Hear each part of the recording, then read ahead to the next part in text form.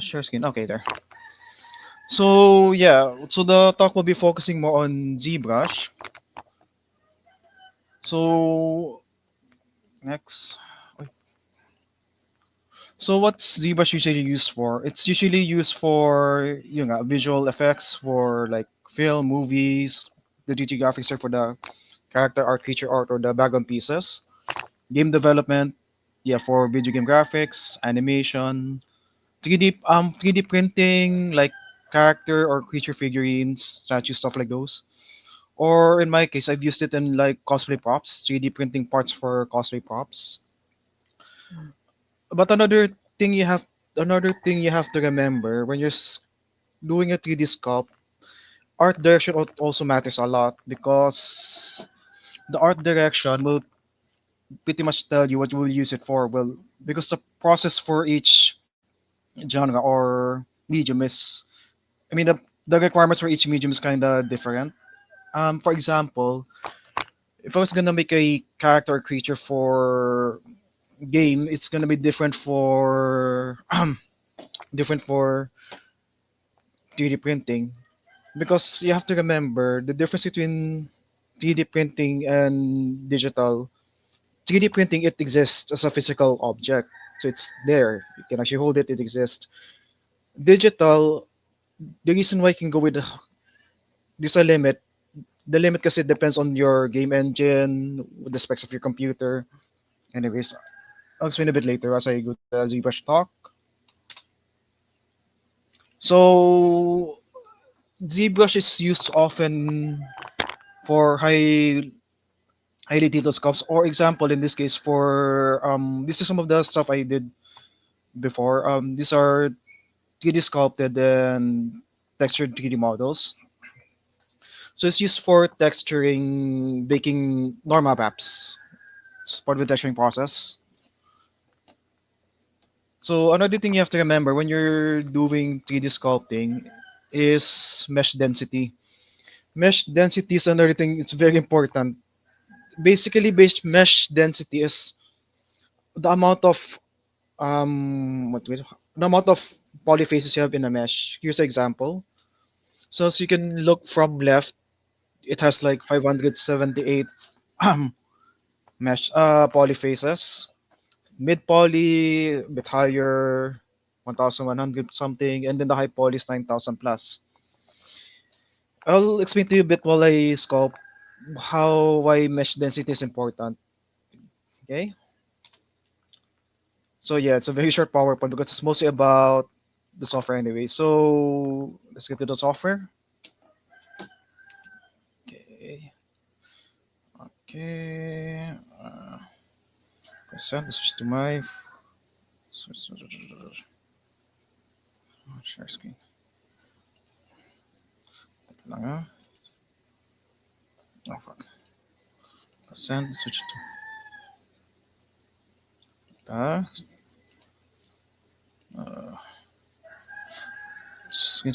screen. Share screen. Okay. Okay, let's go to ZBrush.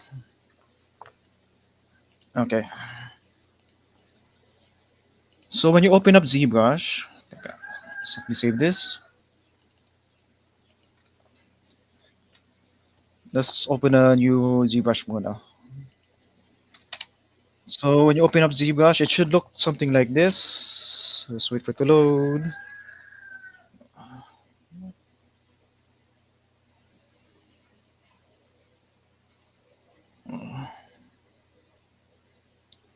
So this is very important. Okay. So the ZBrush version I'm using is 2021. This is just a version I'm using. Okay, so when you open up ZBrush, this is the usual layout. So first things first, you have to understand the interface a bit. No, hide. Okay. So on your left side, this is where you get your brushes. And these are the few settings for your brushes. Next, to open a file, If I'm starting from scratch, teka, just open a random shape muna. Okay. So this one are your brushes on the left side. So there. You probably won't use up all of the brushes, but I'll just show you some of the more commonly used ones. And then these are your settings, like how do you want to do your brush strokes? Whether it be freehand, uh, Dynamesh. Let's change your material color. This is for your material color. Let's change it to white para so that it will be much seen better. Then intensity is over here on the upper right, upper portion, upper middle. Z add is you have to remember since you're working in a 3D space. Z add is as it says you're adding. Z subtract is the opposite. You're subtracting. Anyways, this one I'm sorry. This one on the left part. This is for the texturing colors, but for now we'll skip that part for now. We'll just focus on the sculpting for the time being. Okay. Other important windows. This one is your active points. Active points. This is tells you how many polyfaces that mesh is. This one is also another important you have to keep track of while you're sculpting. I'll explain in a while. Okay. Wait one sec. So let me move this first. Okay. Okay. Next important parts, document, save. Okay. So this is for your colors, but we'll talk about that later. Okay, Z plugin. Yeah. Okay, so usually how I start a sculpt, there are two ways I know of. One way is you start try to imagine when you're sculpting something, whether it be a creature or maybe an animal. You always think about the bones first, or the skeletal structure. So idea is you go to rigging. No, no, not rigging. This one.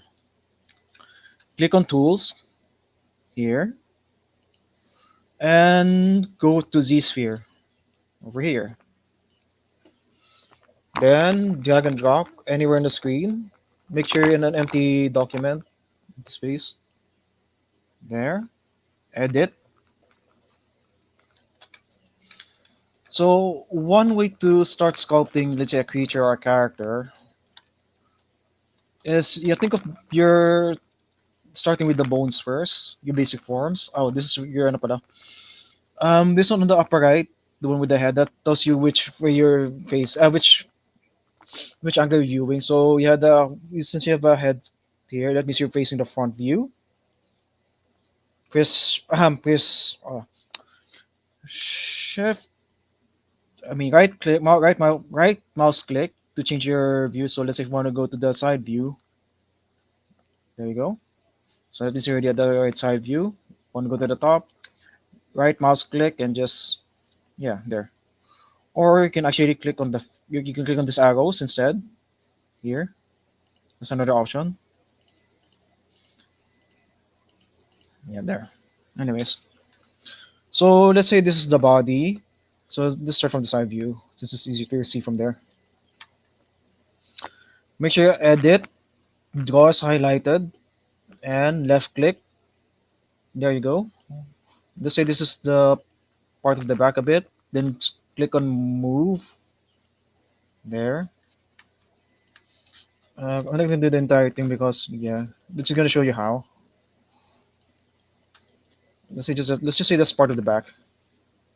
Now let's say when I add in the arms.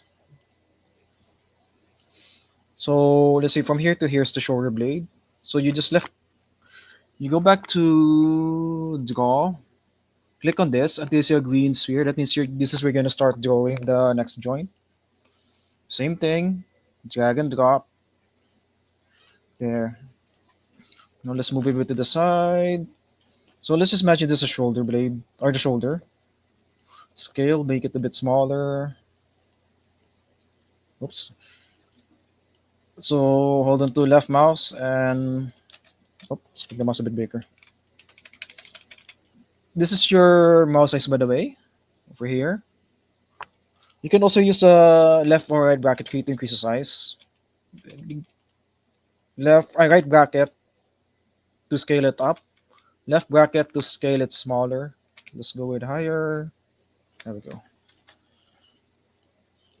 So let's scale it down a bit. Oh, sorry. How many go? I.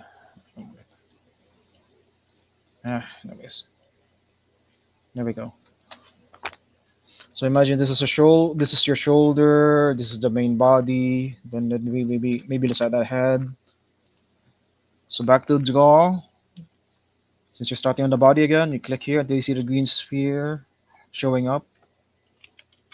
Click on it and then sorry.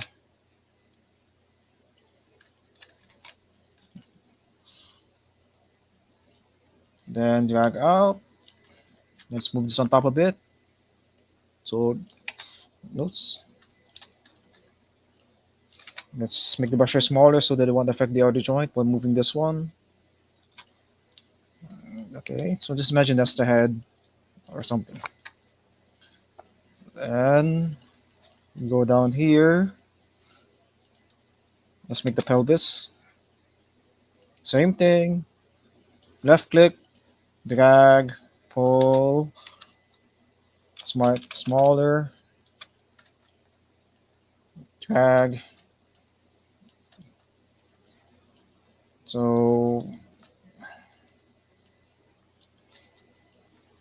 let's just imagine that's so. There we go. So let's add a bit of arm length. So same thing. Left click, drag and drop, pull. So another weird human figure or something, I don't know. Same thing, let's go for the thigh. Okay, same idea. Now I won't detail this any further because yeah, this take too long. Just showing you a basic idea how. Anyways. And maybe one more joint for the head. At least I can tell the difference between the head and the face. Just imagine that's the face. Yep. Let's move it here. Let's move this a bit back. So neck, then the head. Anyways.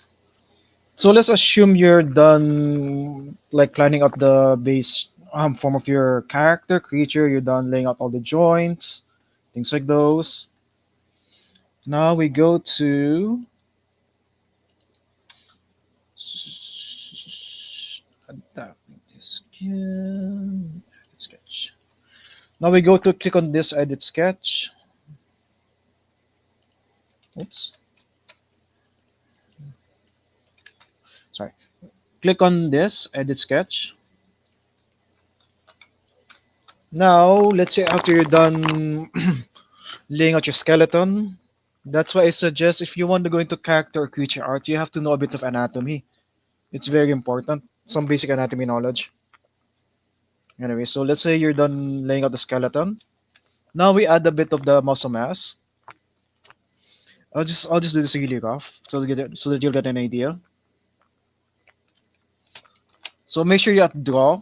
This one is set on that one. And maybe this is a chest. Oh, I edit sketch there, sorry. There we go. So edit sketch. So let's say this is chest muscles, something like that. No, most sculpts usually start really rough. You have to build it bit by bit. Yeah, this one. A bit of that muscle here, that trapezoid. Then shoulder muscle. The idea is you try to get it all your forms in, just like the big shapes. Don't have to worry about the finer details yet. Basic understand of where your muscles flow. This is your, let's say, shoulder. So just try to lay it out roughly. Then this is your, yeah, your butt, somewhere around there.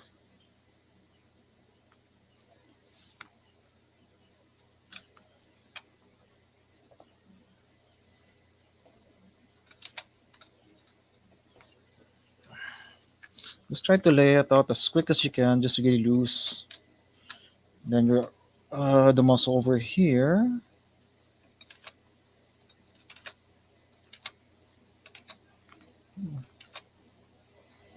Muscle over here. Then maybe the elbow over here. You're just like blocking out face basically.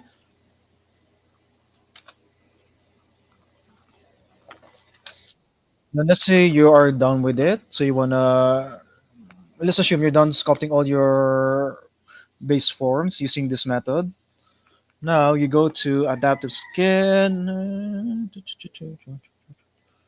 Why this sketch? Oops. Sorry, unified skin. No, sorry, unified skin pala. Go to unified skin and click preview. So what happens is the the thing you sculpted, the thing you painted on, it turns it into a mesh.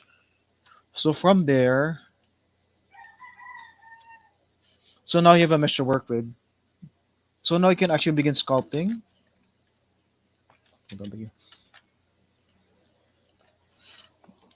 Then you basically start begin sculpting in more finer detail. That's one way of doing things. So yeah, something like that. Then you start sculpting in finer detail.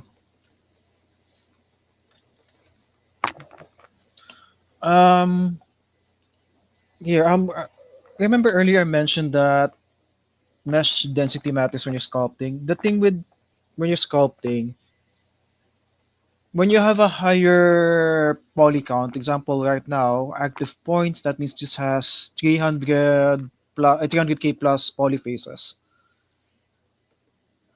Higher poly count, let's bring this up a bit higher. Let's say let's make it hit it like okay, this is at 2 million. So right now it's at, to make the poly count higher, 2 million plus poly faces. The thing is, when you have a high mesh density, it makes sculpting details a lot easier. Let's say like cuts, bruises. Let's say you wanna cut in. Oops, sorry. Let's say you wanna add in a knife cut or something. Knife curve. Wait, knife curve. Cut, cut, cut, cut, cut. Where's my cut? Cut, cut, cut. Okay. Let's just go with me. Let's cut knife. I'll just go with Damian standard, but no. Okay. For example, this a large cut here. It the details come out as scarce, but the problem when you go with really high density meshes, it's good for detailing. But let's say you wanna add in another new body part here. Maybe there's a large big detail there.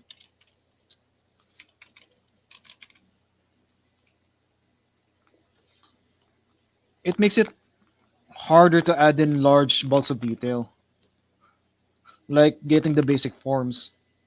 See? Unlike if you go for lower density, so let's bring it back to a lower density. Maybe let's bring it back to 11K. Yes, it's blurred. You don't see the details, but oops. Yeah, makes it easier to build your forms. See, it's the big forms are easier to sculpt in.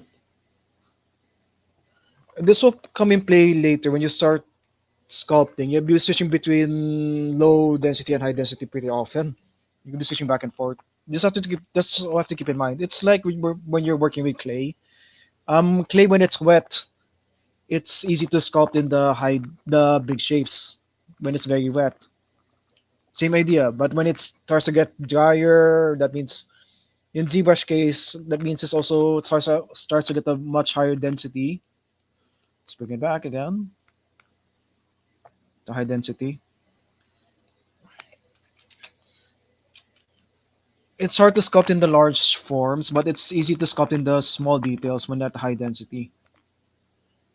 And let's see if I cut here. It's more kitang-kita. Okay, so anyway, so that's one way of sculpting things. Now another way is the one I use often is I try to imagine this when I'm sculpting something. I try to imagine them as building blocks. And this is just an example. For example, I'm sculpting the arm. So tools, let's say start with a sphere, make polymesh 3D. Make polymesh 3D, what it does, it makes the object sculptable, so you can now edit it. So let's make polymesh 3D. There you go. Yeah, let's do the arms. Let's just do maybe the arm, just to give you an idea. So for me, this is how I usually do my sculpts. I try to imagine as building blocks. So let's say this is the arm joint. Append this to add more meshes to your tools, to your subtool. So right now I'll just have the sphere. So if you click on append, then you pick the shape you want to add. Let's say, since I'm making an arm, let's assume a cube. Front view, just move this a bit. To move an object and scale, you have it up over here, upper left. Move, scale, rotate. There you go. So rotate. So there we go. So scale. So just try to imagine this is the forearm. So this is you do mine. There we go.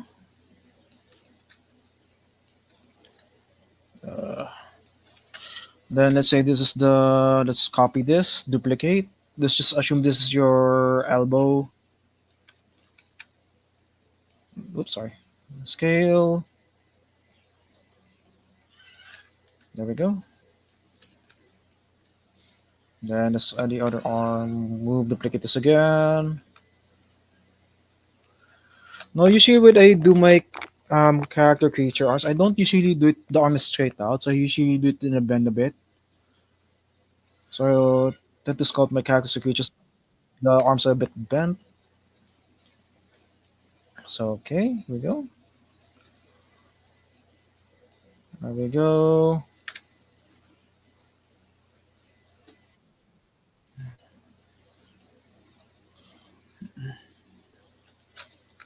Okay, so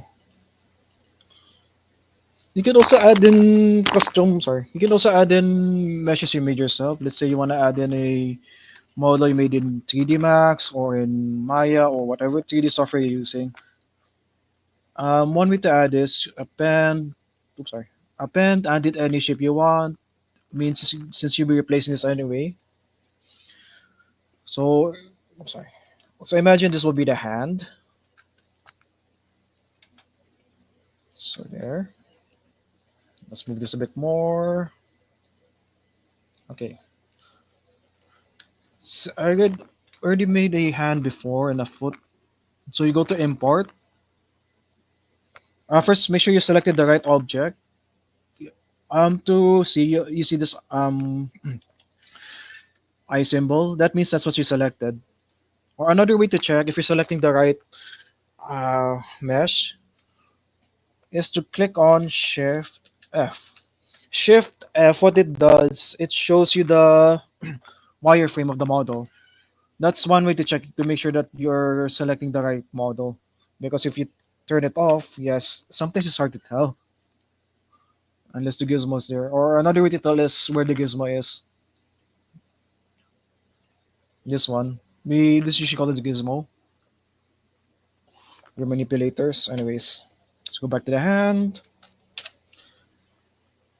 Now, usually for hands and feet, what I do is I make a rough model in Maya or in whatever software you're used to. For me, I use Maya. So let's go to brushes. I made the hand now before. Hand, hand, hand, hand, hand, hand, hand, hand, hand, hand. Base hand, no. Base hand, there we go.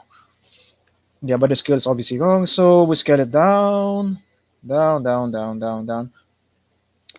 To scale it down, the square box, left click. Or another way to scale it down, go to deformation under here, and you can use the size slider here. That's another way. But for me, I'm just more used to using the gizmo. Oops, sorry, too much.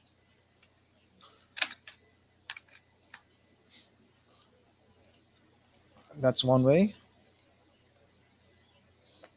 Or let's say you haven't made a hand yet. Another option, let's Control C. Go under go under import. Oops. Go click on I. If you're also looking for a brush, you could also click on these letters. So they'll only view the ones alphabetically. So I for insert. Ito. I am on body parts. And then look for the hand. There we go. You haven't made the hand model yet, and you're rushing. So there. That's one option. And then you can just drag it out. Then we go back to the M, go for move here. Now we just need to adjust the position. There you go. So let's assume there. Also, another important thing, now we talk about masking. So to mask objects, let's exit this one first. Let's go for a different mesh first. Okay, for example, this one. Let's say I want to mask this upper portion only. To mask objects, you go to control, sorry, masking next one. There, control. So you should appear as a mask here. Just go to mask pen. There we go. Now you can go with your brush. You can just be a brush, which is freehand, or I'll probably in this case I'll just go with curve. So that way I can. So that's what you're masking. So Shift F. So there. So dark. So this upper part's already darker because I masked that portion. Now to reverse your mask, let's say you wanna select the unmasked area. Control Alt left click. There you go. So you're masking the one you haven't selected. It reverses it. Anyways, that's one way to mask. The reason why also telling you now how to mask because when you insert new meshes, whatever your starting object is, for example, I started with a cube with a sphere here. It's going to be automatically masked.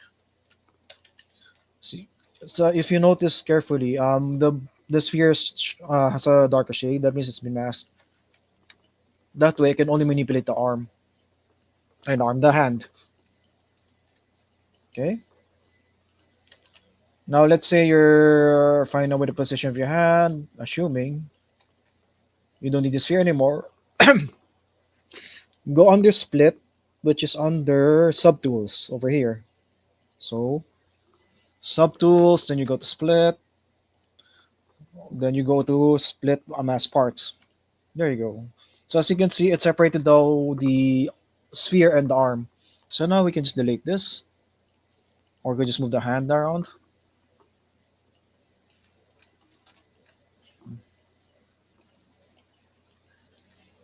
Anyways, so this is delete the sphere. Anyway, so now we add a bit of muscle. So use a sphere tendency. So take too long. And the idea is I manipulate it out. Just get the general shape, what I'm aiming for.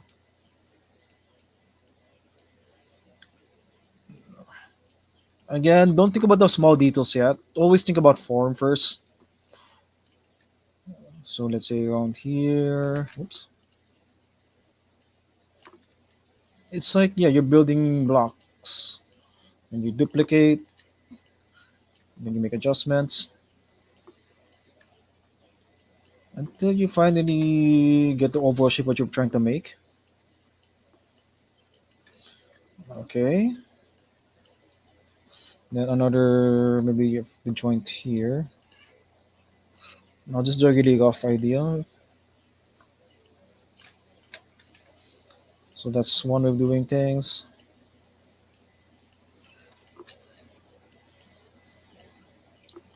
So just try to, then you can just move to move the faces around. Go for higher brush size.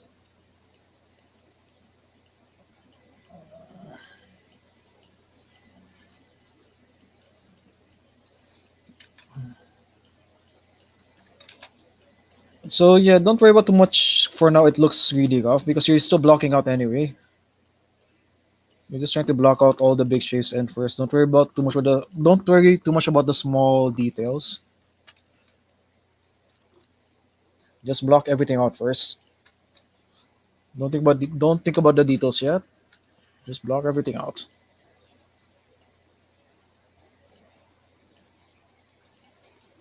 So just try to get the form, just a general idea of your forms.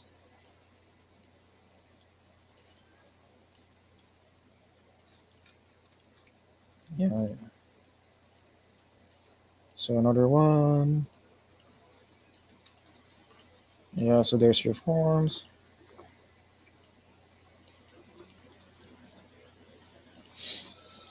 Okay, so now we go up here. Arrow keys to select your meshes. Up, down, Shift F, so you can see which one you're selecting. So everybody what you're selecting. So that's the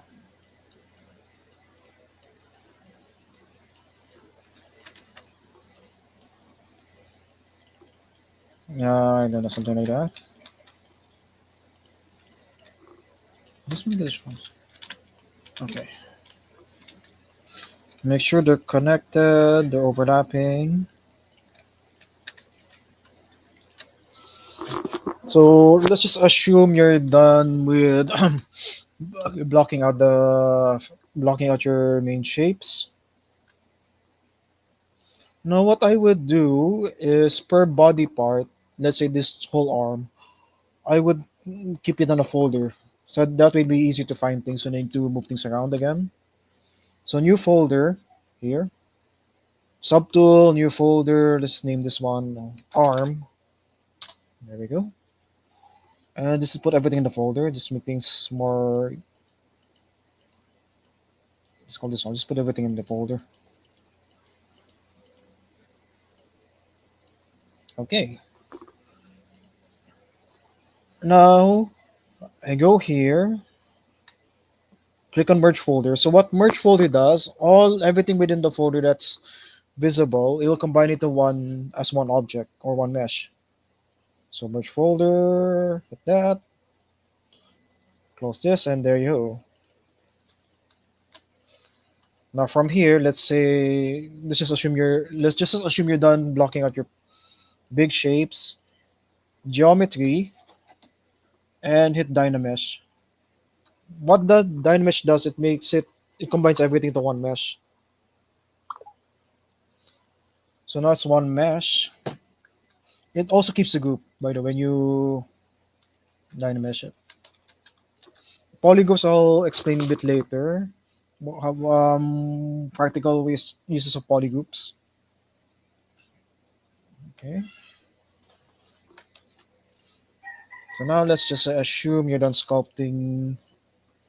Let's go brush size. Brushes you'll be using very often is either the clay, which is your like standard clay brush, clay buildup, clay tubes. But this is the ones you'll be using so often for sculpting. For me, I use clay tubes more often. Lay it down.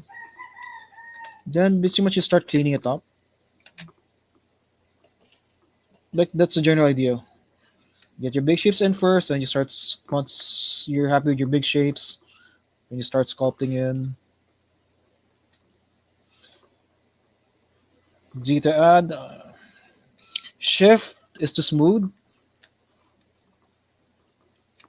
For example, you have a bump here. You want to smoothen it. You want to smooth it out. Click on Shift. I mean, hold on to Shift. Sorry, hold on to Shift. There, smooth it out. This is also why density is important because um, when you have a high density polymesh, it makes it harder to smooth things out, but it makes it easier to detail things. For example, this one is set at this one's a relatively low density. It's only 200k polyphases. So example, if I bump here, then I make a mistake. I want to remove that bump. Since it's still low density, it makes it easier to remove it, smooth it out. But the problem is if it's high density. For example, I made a bump. Let's just let's give it a higher density. Dynamesh resolution. Let's set it higher. So hit Dynamesh again. This is at 1.7 million roughly. If I try to smooth this out now, since it's a high density model, as you can see, yeah, it smoothens it, but I can't fully remove the bumping. That is why that that is why when you're sculpting, usually start at low density first. Try to get your big shapes in. So let's go back to our low density. There we go. A little bit lower. Yeah, there we go. There we go. So do you guys follow so far? Any questions yet? Okay. Then smooth this out. Let's get rid of this. So yeah, when you're sculpting, you always start at a low density first. Get all your big shapes in. Don't worry about the details yet. Don't worry about the really small details. Those come in later. Let's smooth this out. Or we just smooth this out. Just keep sculpting. Just get your big shapes in. And this is also where a bit of anatomy. You have to know a bit of anatomy. If you're gonna do a lot of creature and character art, you need to know a bit of anatomy. Whether you're doing 2D, 3D, yeah, anatomy knowledge, you need to know that. Want to do a lot of character creature art. So let's shade it out, shade it out, shade it out, shade it out. Blah, blah, blah, blah. Yeah, no, this is a very long process. But I hope you just get the general idea how I usually do my sculpts. Let me try to shade it out.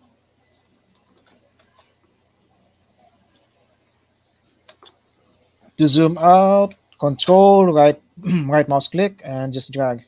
There you go.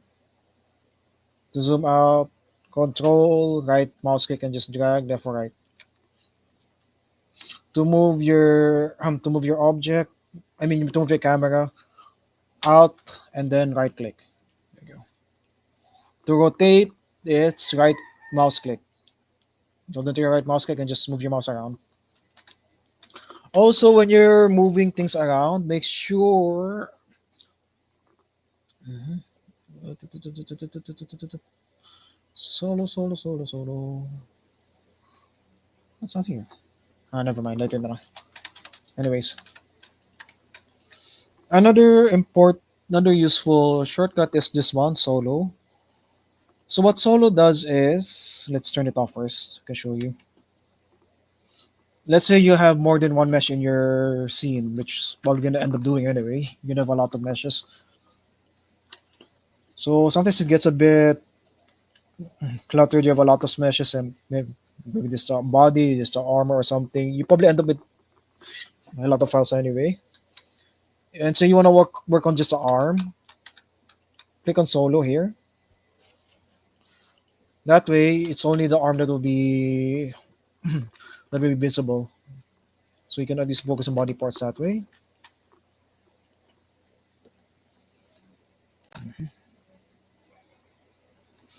Anyways, so arm, yeah, that's the general idea. Just like building my shapes and then just after I combine them, I start refining, blah blah blah.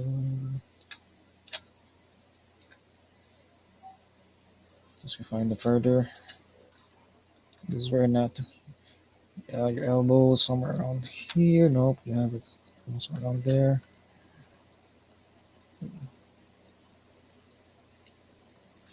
So basically, just try to refine them further. Nope. Yeah. Anyways, no, let's assume you're obviously this a long way from done. But let's just assume you're done with the like, big shapes of your arm. Then you move on to, oh yeah, also when you're dynameshing, you have to be careful when you have meshes that are too close together. When you dynamesh them, they will stick together. So let's say just fingers. I'll show you what I mean. Let's say, oops, sorry. Let's select this finger first. There we go. Select this finger. I'll show you what I mean. Rotate. Oops, sorry. F to refocus, by the way. F. To move your gizmo, this one, your manipulator. See this keypad, I mean this lock symbol. Just click on it, unlock it. That way now you can move your manipulator. Since I just want to move this highlighted finger at a certain angle, we just move it around here. Whoops. Let's move it around here so I can show you what I mean. Sometimes you have to be careful when you dynamesh because, okay. Example, you have this two fingers like almost touching each other. And mask. Mask clear. Okay. So hit Dynamesh again. There you go. So yeah, you have to be careful when you Dynamesh because sometimes if you have polyfaces too close together, it automatically meshes them together. Like what happened here, since the fingers are very close. Now you could go with a higher resolution to avoid that happening. See, but I would not recommend doing that. You're better off really starting out at a low resolution. So just keep it at low. Let's put back the finger. Okay. So this is the general idea. Let's move on to the body. Let's assume, let's say I'm done sculpting the body. The arm. The arm. So how I usually do my body for my characters or creatures. I imagine this is like this where the chest would start. Or like this would be the spine. And I'll try to like, even if it's just really rough, like the spinal cord, just try to keep it relatively rough. You don't need to go overly detailed. Then maybe you got the pelvis over here. Then maybe you got the pelvis over here. Something like that. Assume natin ganyan. Okay, so duplicate.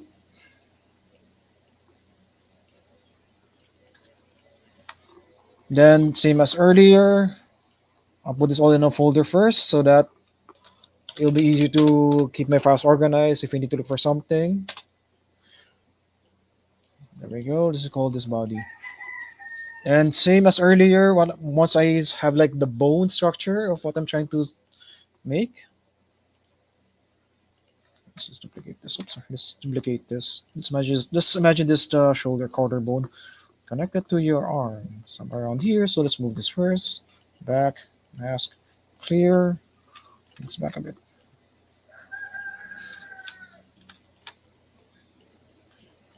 Oh, this is actually doing nice. Okay. Okay. Any questions yet?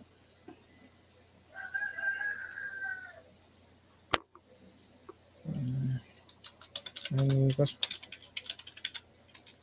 Any questions? Okay. Any questions? Uh, any questions?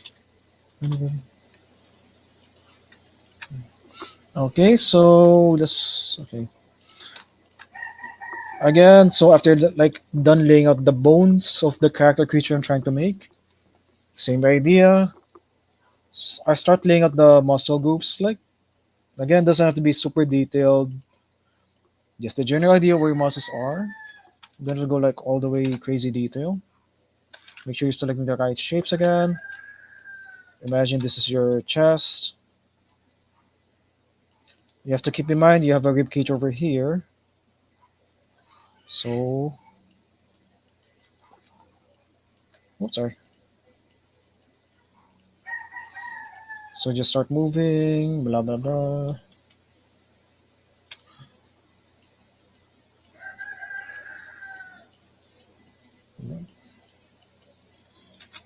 So just imagine that's your chest, okay? And then append, oh sorry, duplicate or then let's add the back, like the shoulder blades. 1 second.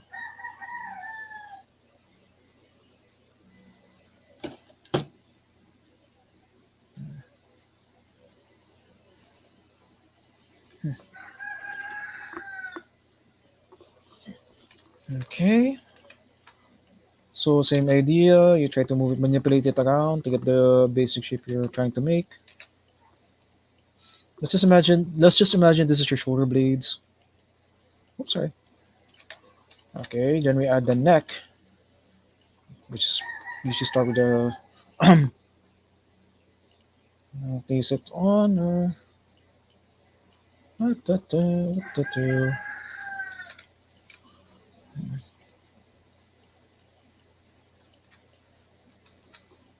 so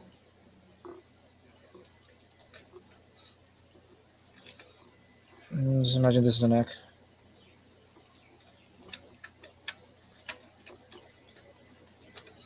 Anyways, this will take too long. This will take a long while. But at least I hope you get the general idea. This is how I usually do my sculpts. So I usually try to imagine as building blocks. So I start with like the spine or the bone structure. I tend to use like cubes. Play around with it till I get the like the bone structure of what I'm trying to create. Then I use spheres, like I add the muscle in, like the muscle groups. Then I dynamesh it to combine everything. After combine everything, like in this case, then I start sculpting it or refining the shapes. That's one way I do mine.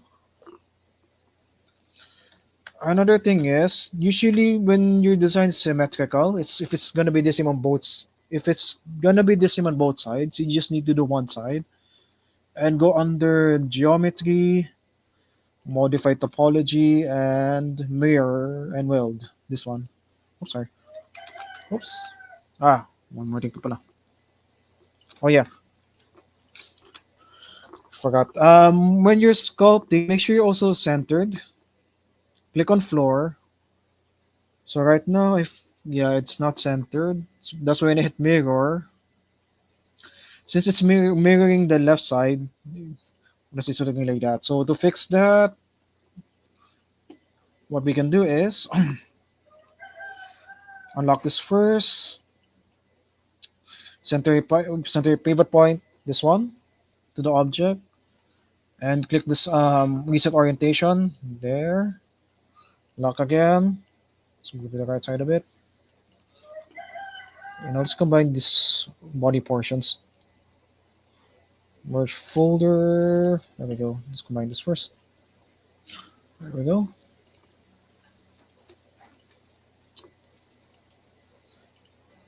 Okay, so okay. Oh, sorry. Since I'm copying what's on the left side, I mean on the right side, so I have to move this to the other side before I mirror it. So you go to deformation, mirror on axis X. There you go. And then you go to geometry, mirror and weld. So now both sides, left and right. Usually do it when it's something symmetrical.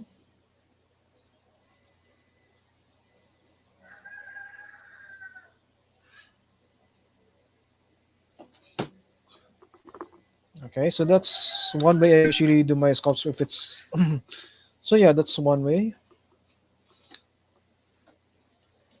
So now let's say for the head. Sculpt. Usually for the head, usually start with a sphere. Okay. For me, I usually use a sphere. Let's enter this. Oops, sorry. Let's move this out. Let's hide this both part so we can focus on this one. Let's call this head. Head. There we go.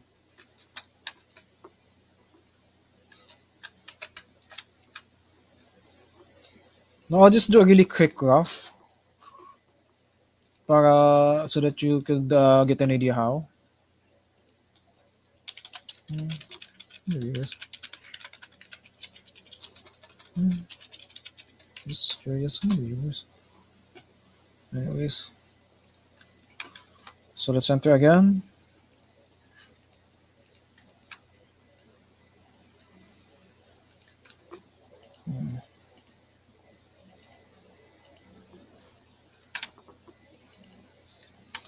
Okay, there we go. So, mask. I would probably extend this one. So imagine this is like the chin. So just extend this down. Then go down a bit. Oops. Transform, but so activate. Set this one to activate symmetry so that you're sculpting left and right side.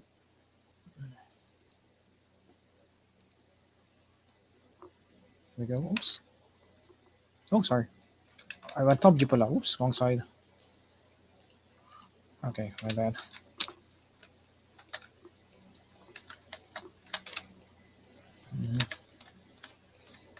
Let's imagine this is the chin. Let's just imagine that. No, this looks like little. Then Dynamesh again. Another reason why you want to Dynamesh, because since you're moving polyfaces around,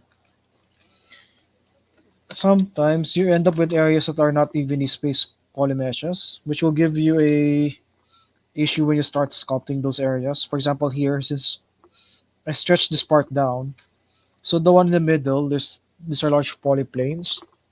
If I try to sculpt that area, it's gonna give me issues since yeah, it's just one plane. Oh, sorry.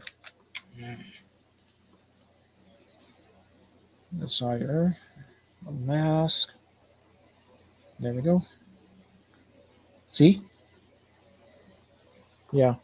That's why you wanna. That's why when you're sculpting, you wanna keep everything as evenly spaced possible. So let's hit Dynamesh. So now the polyfaces are more evenly spaced. So that way, when I start sculpting again,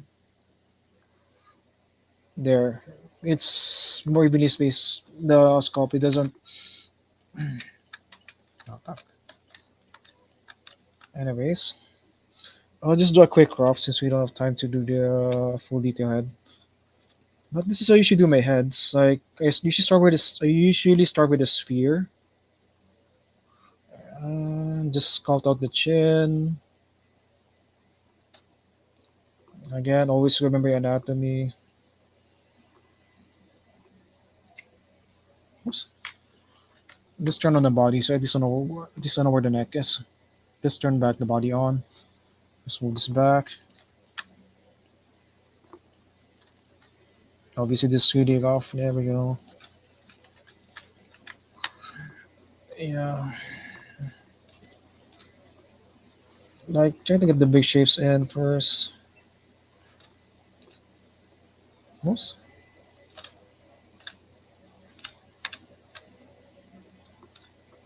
What I did. Chin a bit.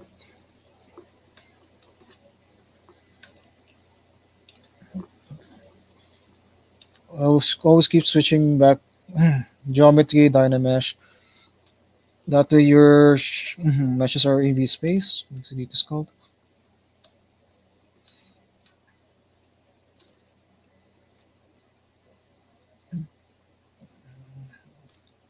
Usually when it's sculpting, trying to block out everything takes the longest. You have to block out everything first. Don't think about details yet.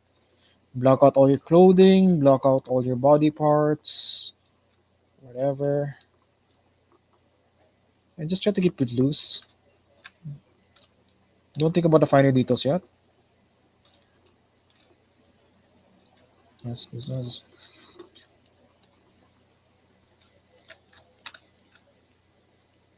Oops. It's way too large. Need to fix that. Show me this arm. Yes, I need to fix that. It's way too large.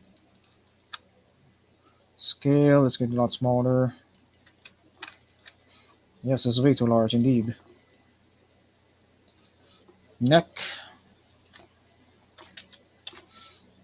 Let's go back here. Let's fix this part.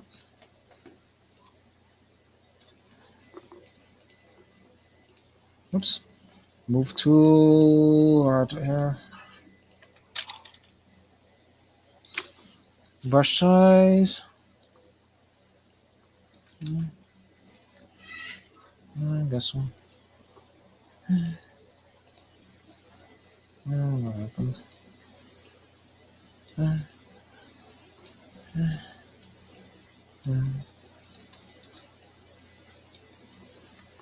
Let's see.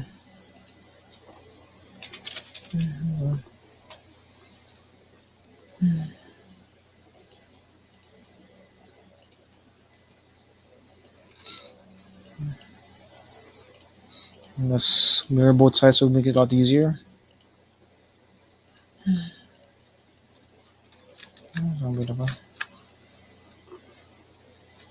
You know, let's mix a bit more. Side. Let's see how you do things.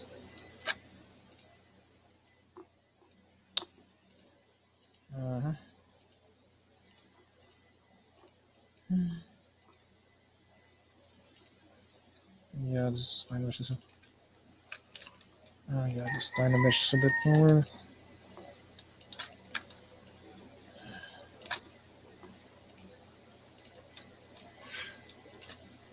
Anyway.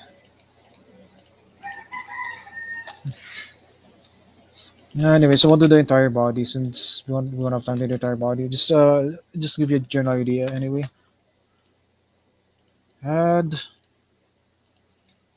So on a monster. Okay.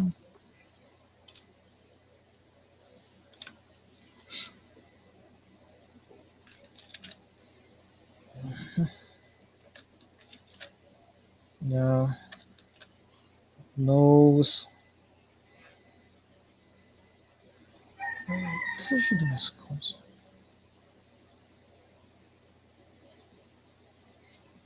Just like the general idea. Hmm.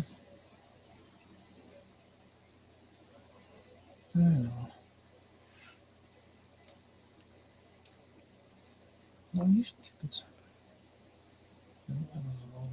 Anyways.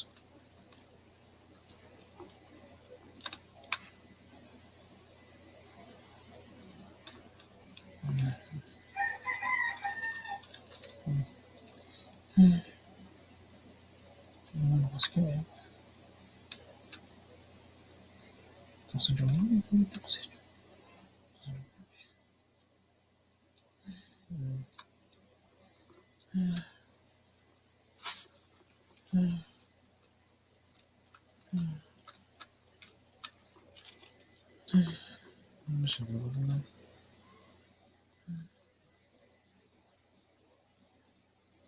yeah. So there we go.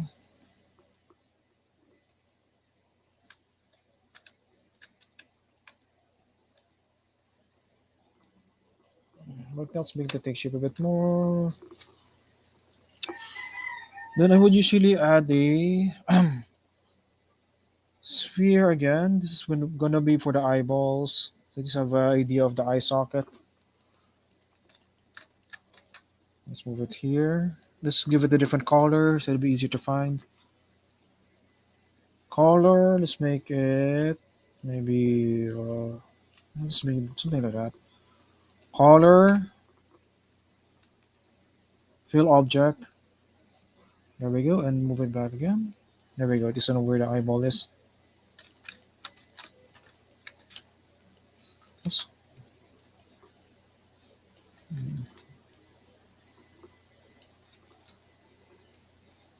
There we go.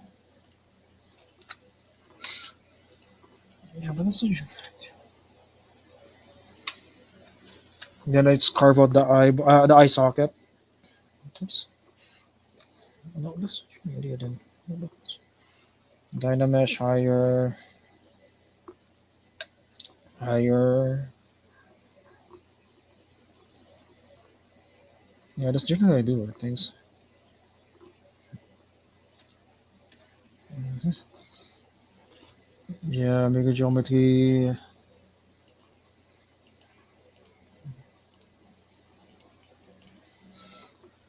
Now for the eyelids and the eyelids, some people are used to sculpting it, but for me, I'm more used to doing it like this. I would duplicate or make a half circle. In this case, I'll just use my eye model.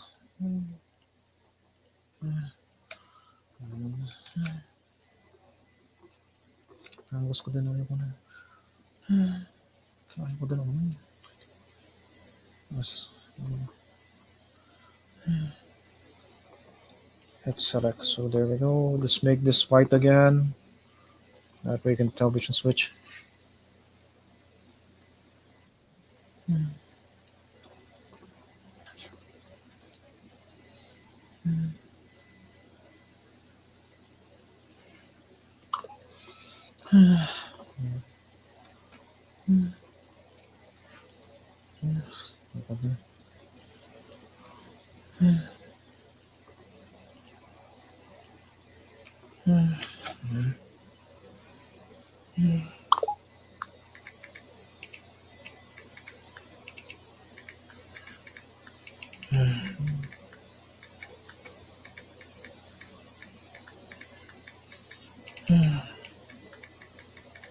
This way.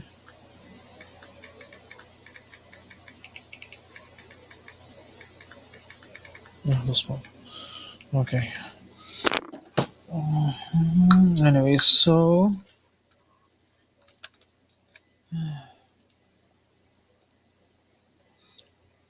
for me, so you should do my eye. Then we cut this. Okay. Another useful tool you'll be using often is the trim tool, which is oops, wala siya. Okay. So hold on to Shift and Control. Click on your brushes and look for Trim Curve. This one. So what Trim Curve does, it cuts the mesh depending on where you set it. For example, since I only want half of this, oops, sorry. So click on Curve and then drag it out there. So this is usually how I do my eyelids for my characters, creatures, whatever. I'm more used to doing it this way. I sculpt them separately first instead of together with head immediately. That's how you should do mine.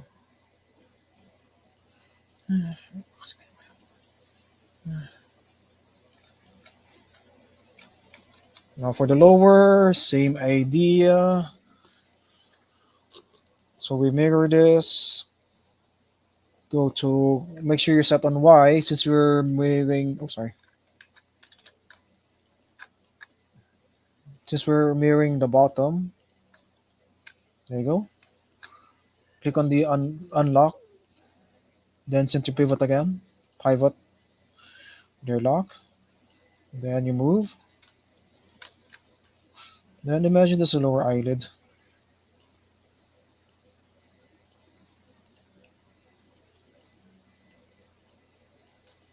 Then you just try to move this around. Anyways, now you sculpting them out a bit more. Okay, so now we found something that we get the general idea. Then you should start sculpting at the mouth at this point. Even if it's just really rough for now. I just need to know where, just a general idea where my mouth will be. Even if it's just really rough for now. It doesn't have to be super detailed because always think of the big forms first before you go detail heavy. Just make sure your proportions are right. Obviously, the proportions here are still kind of wrong. So, for example, you can max this part. Oh, sorry. Go to brush, set it to freehand. Let's say your mouth is in the wrong position. You can move it around. This is usually do mine. Unmask. Then hit Dynamesh again. Dynamesh again. Can we go on the spot? Can we go on the spot?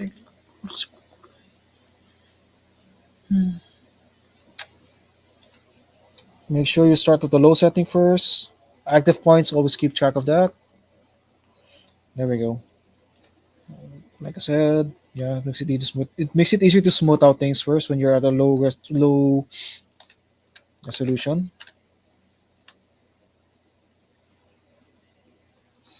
Yeah, detailing is gonna take too long. But that's generally how I do my heads. I like it starts out really rough, and my body usually starts out really rough. But that's how I usually do mine. I always think of shapes first, then you use the squares to build the skeletal structure, then the muscles, then combine, then sculpt. Till you get something like ano ba dito yun? So let's just open the one I started sculpting a bit. Forehand, let's go to let's open. Anyways, I'm just showing you general ideas since we don't have time to go down to every detail.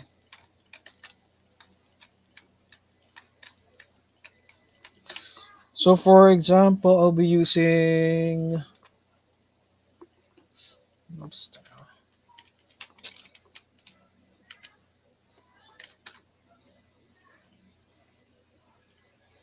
So yeah, so I picked Echo for example. Cons- So yeah. So generally that's how I get the rest of the body. So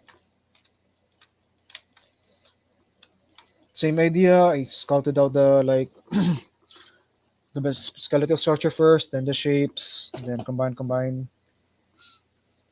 Same idea how I got the head. Obviously, this is still very rough, still have a lot to go. I'll find this further. So after your now for clothing, let's start with the let's start with the, let's start with the pants.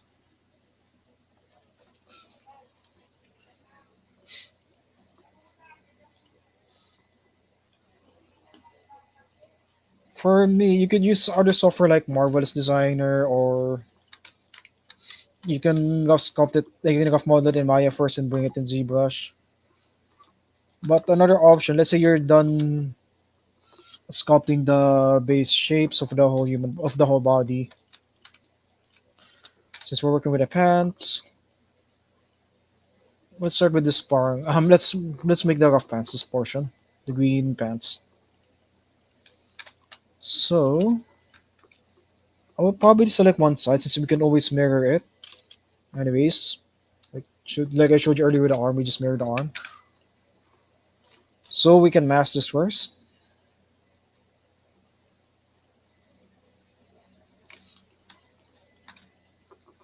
So the pants are until roughly around here. Give or take somewhere around here.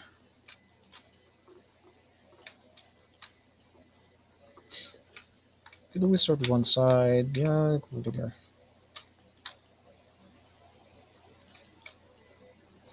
Now, at the same time, I'll talk to you about polygroups at this point because polygroups is another useful tool in ZBrush you'll be using very often. So it's polygroups.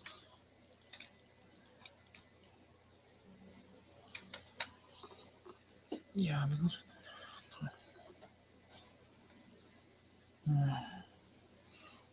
Okay, so let's select the pants, and from there, shift left. Let's turn off the head first, so that will be easier to. Okay, let's put some different layer first for now. It's get confusing. Rename this head first. Sure. Oops, let's rename this Muna. Rename as head. Yeah, let's just put the head in a different folder first so that we can concentrate on the body. Visible count, in case you have a lot of subtools and it's getting confusing, you can bring this up or lower. So yeah, what it does is the amount of polygon meshes you can see is here. So if it's set it higher, it's higher. But for now, since we're just working with a small amount, let's just keep it low for now. Okay, back to body. Okay, so now we can talk about polygroups. Polygroups, basically, you're grouping up your meshes into different parts. Right now, it's at only one polygroup, the entire thing. So since we're gonna, let's make the pants first, just take the rough shape. So click, so whatever you masked, Control W will set it as a new polygroup. So as you notice, the color here changed. That's one way to polygroup things. Or another way to polygroup things, aside from to masking, is you can use the knife tool, which is under Shift Control. Then look for the not knife, sorry, lasso. It's lasso. Slice tool. So what? Yeah, there we go. So if you're not used to doing via masking, you could also use the slice tool. So Shift Control Slice. Just for example, you're making boots. You only need the legs, the starting point. So we can do the size of the legs. There you go. So now it's two different parts. Sisinig ba kulay niya? So let's say you're making boots. Let's make your boots. Maybe this one. Okay. Let's try making this one instead. Or yeah, let's try making at least this one the general shape. So what you can do here, this one way of going through things. So let's duplicate this first, so at least I have a spare to work with. So a few ways to go about it. So now that you grouped off the legs, you can split it again. Group split, always okay this step. So now if you notice here the subtools, so it's separated now the legs into two part, two polygons depending on how I split it. Let's close this first.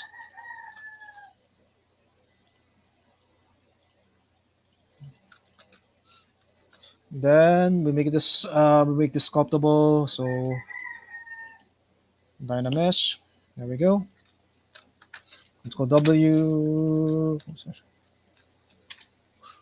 Let's go do a bit higher poly count. There we go.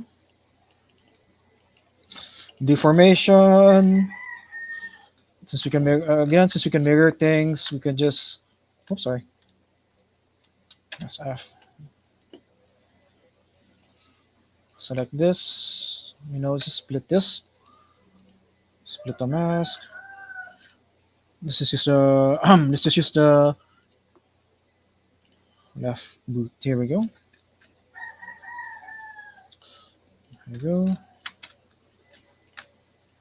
Oops.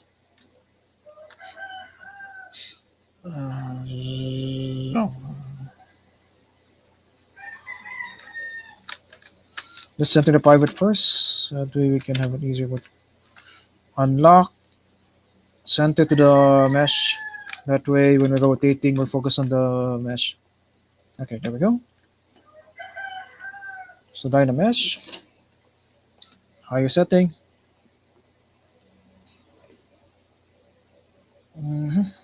Then you basically start sculpting in the rough shape. What are you sculpting?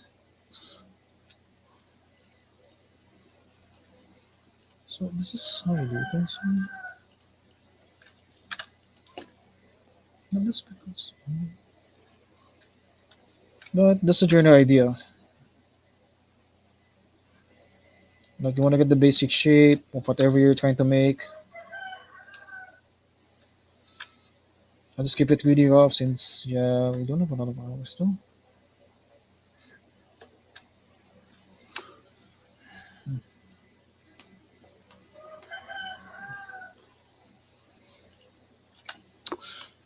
Okay, inflate to this general idea. Yeah, you can idea. Oops, Dynamesh. Let's try to get the basic shape of what you're trying to sculpt. Just a bit higher so that we don't lose. Ah, sure. I hate when that happens. There we go. So yeah, you'll be using the Dynamesh very often, switching between.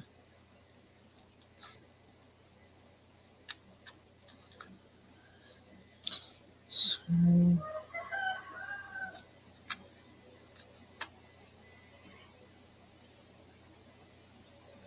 let's try to get the basic shape. Don't remember the details yet.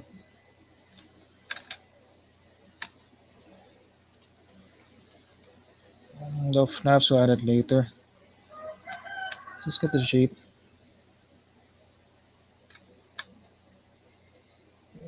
I'm just doing it really rough, since because refining takes a while and we don't have time to do the entire thing. So I'm just trying to show you like basic workflows. Okay, let's cut the bottom. Let's select this. Sorry, select in the bottom. Reverse center pivot. That we're only selecting the that we you remove the center to the selected mesh. I selected area. And this there we go. With a bit more.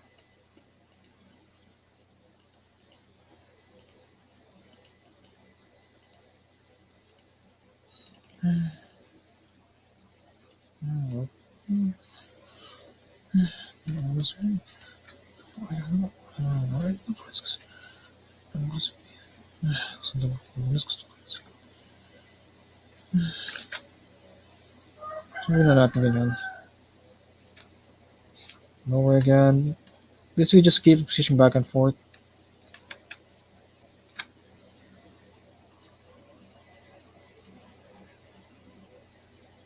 I don't do this any further.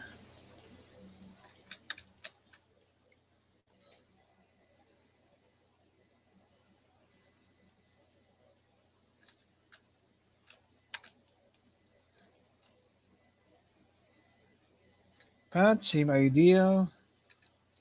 I'll show you how to add a flap seal later, but for now, I'm just showing you the basic idea. So yeah, it just involves a lot of blocking out everything first. Before we start thinking about the heavy details, so let's fix this a bit. This on an angle, so yeah, let's just fix this a bit.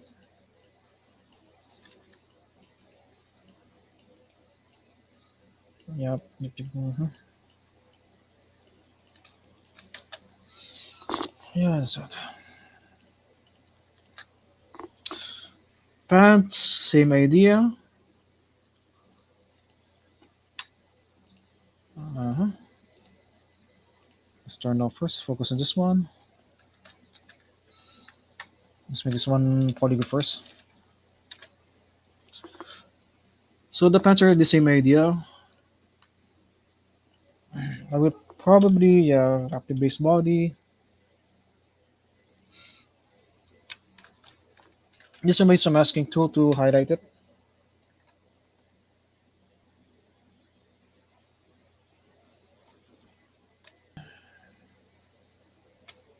Ayoko naman.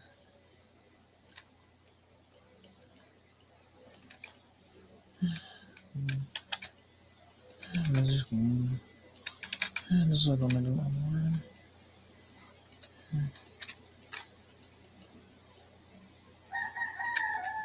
I'll just do one side since we're just gonna mirror it anyway.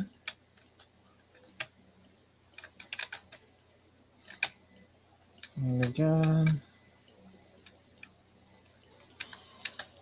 So yeah. Again, group it.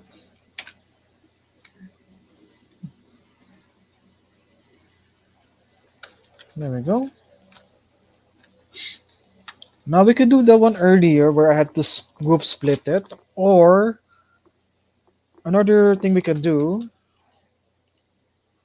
is go to, let's turn on the polygon first so that you can see. Another thing we can do is we go to panel loops or extract. You know, let's go with extract. Another option is we can go extract.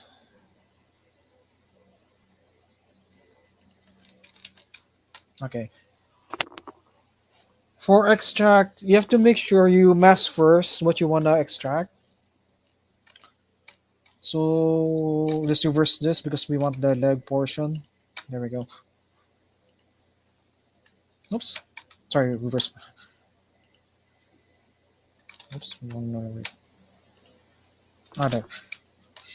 So since we want the leg, make sure the leg is the one masked. Then under extract, if you click on extract, what it does is whatever selected, it extrudes it into a new mesh.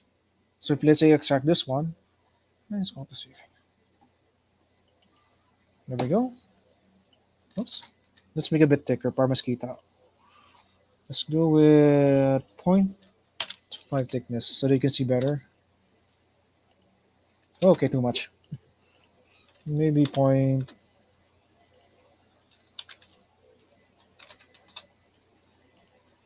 Nope, that's still too high. Let's go with 0.05 again. Nope. 0.02, maybe. Let's work with that. We'll be sculpting anyway. So after you're done extracting, let's say you're happy with the thickness, you're okay now with that, just click on accept. There we go. So as you notice, it created a new subtool based on what you extracted. So that's another advantage of extract. That's one advantage of using extract because it doesn't actually delete what you're selected. It just makes a new poly mesh based on what you selected. There we go. So now let's turn that into that pants. Clear. Maybe make this part tight, smaller. So, okay.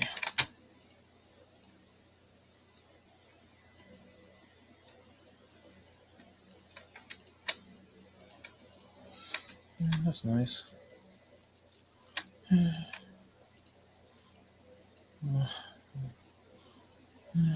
Just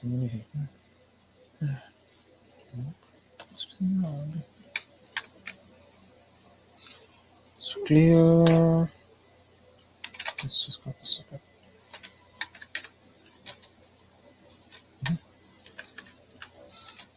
Let's move things around a bit. Higher density.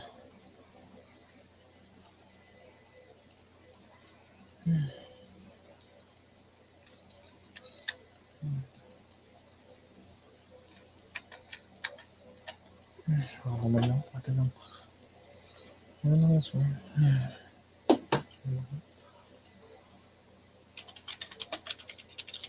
Okay. Okay.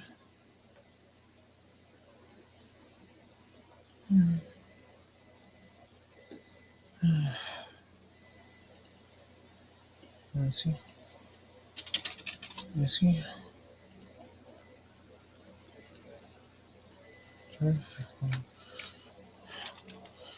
This not over now. Let's see. Then we start sculpting again. Since it's kind of baggy and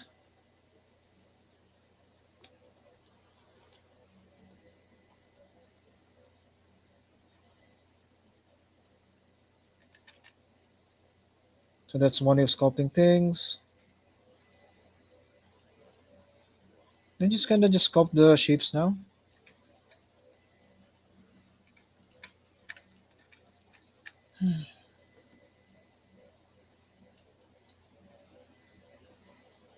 Okay.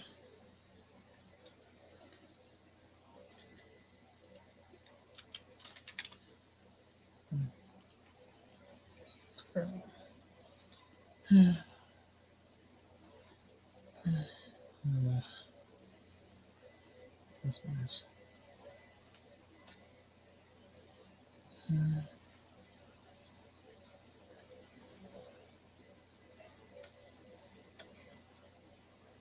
That's changing, is it? Oh. Then just mirror this. Yeah. Yeah. Mm-hmm. Yeah. This one.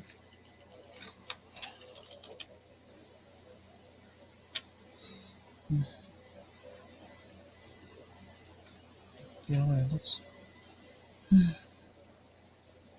that'd be nice.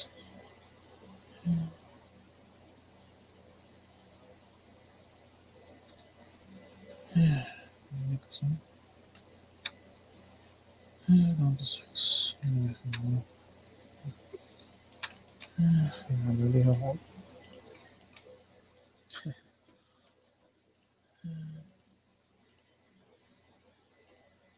Yeah, I'm gonna do this. Let's close the gap a bit.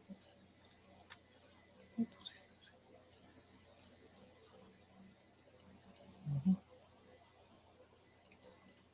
Yeah, then just try to.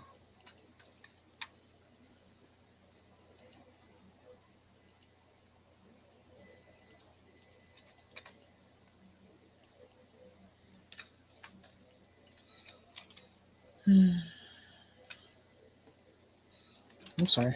Go back to brush. I'm sorry. Let's go to Gian. Okay, there we go.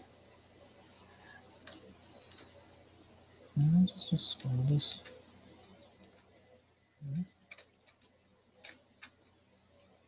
This is just deleted.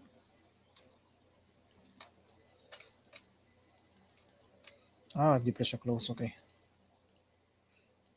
Let's close Dynamesh. Let's close mesh. So trim.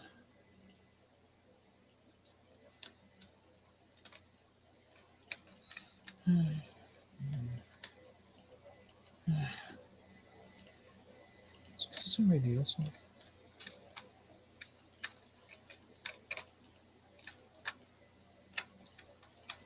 So that's the general idea. So I'll change this to different colors so that you can see better. Let's make it green. Let's make it green so that you can see better. Uh, yeah, something like that. I don't know, something like that. There we go, so you can see better. Yeah. No, something like that. There we go. These.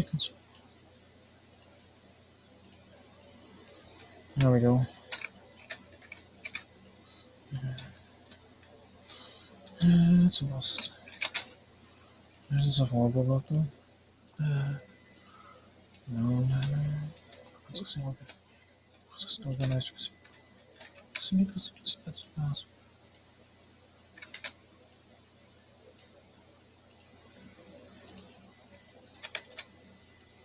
Okay. So that's the general idea. That's the general idea, more or less. You kind of block out the entire sculpt first, then you split into parts, extract here, extract there, cut it out. Try to rough sculpt everything in first. Don't go heavy detail yet. Just like a rough sculpt.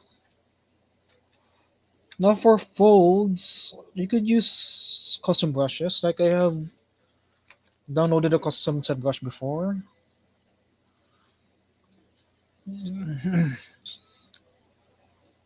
Load brush.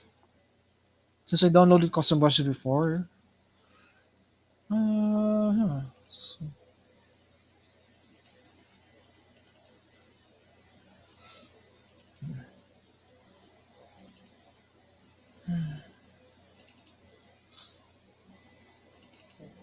So these are custom brushes I downloaded in a different site that are meant for folds.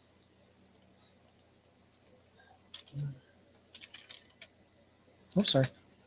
Turn off this first so that you're only sculpting, not adding color. So that's one of adding sculpting brushes. I'm just doing videos.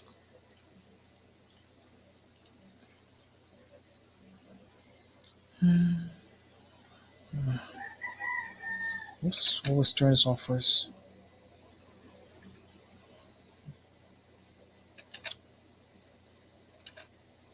Mhm.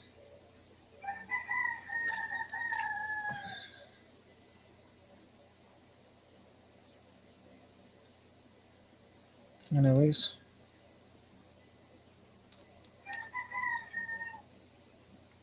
Hmm.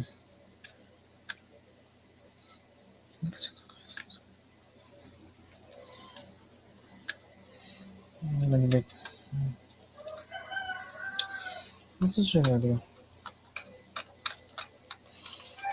But this is an idea. Why did this?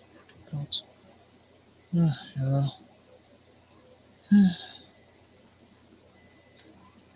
Professional menu.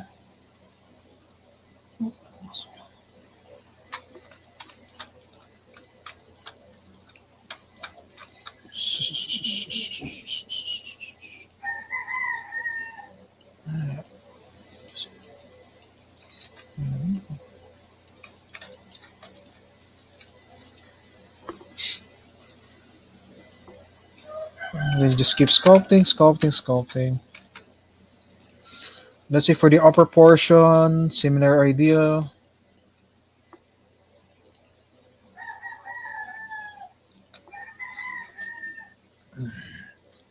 Let's say this one, vesting. So similar idea, to make a copy of the body, or I can use extract tool again.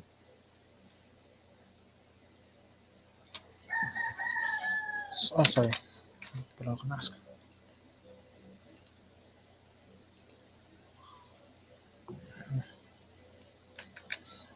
This form, so.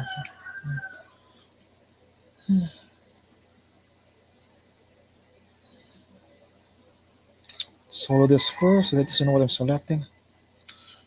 Oh, okay, I accidentally select the leg photo. Yes.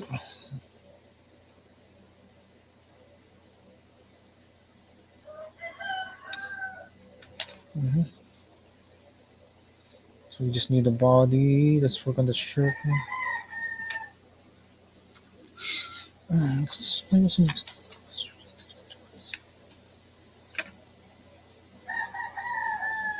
Yes, right. Sculpt, there we go.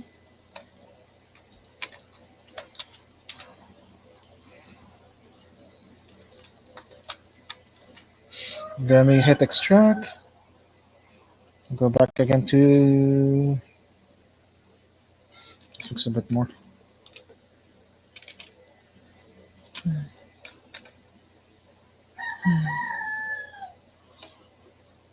So yeah, just important is to get the forms.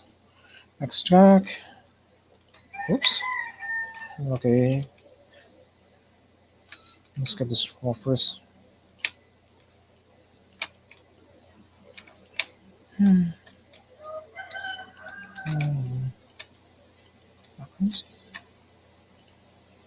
Okay, there we go. Sorry. Extract. I think should be this good starting base. Oh, sorry. Extract.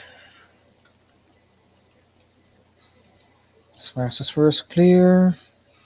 Just make this light green so that you can see it. Or maybe flesh tone. Let's play that. Color.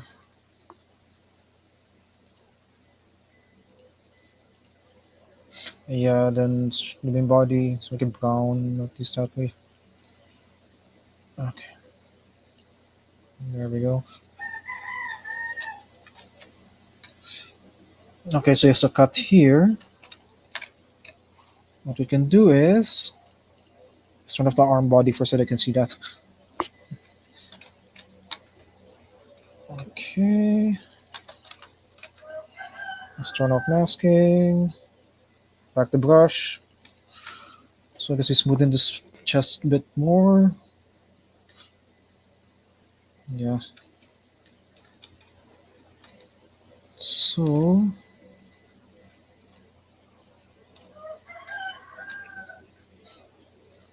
what we can do to get this what you call this? Triangle cut. Let's fix this a bit. Yeah, so that's you just start to sculpt the forms.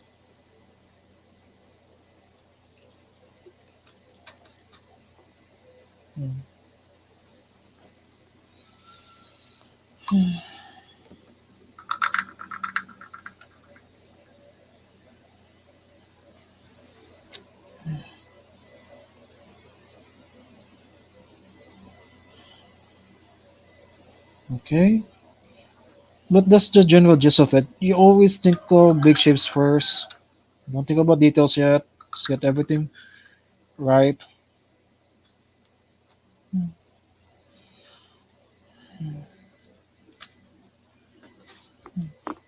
I don't know, just don't go wrong, so just- just-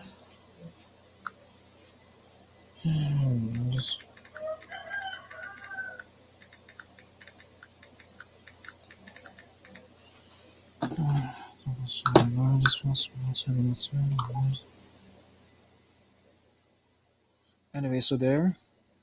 Now to get this like triangle cut, we can use the we can use another tool brush which is called the trim. So shift control So the difference between the slice and trim, slice, it doesn't actually delete the mesh that you're slicing. It only separates it into a different group. For example, let's make this all one group first. So Control W. There we go. It's one group. For example, if I were to slice from here to here, what slice does, it doesn't delete the poly mesh. So as you can see, the poly mesh is still there. It only kind of separate into two different groups depending on where you cut it. Now, what trim does, it actually deletes the poly mesh. Oops, sorry, see? So if it trim from here, it actually deletes it. Now, what we can do to get this like angular cut here from his, I don't know there, we can do two cuts. Oops, somebody cut, sorry. Control, hold on to the trim tool, then oh, sorry.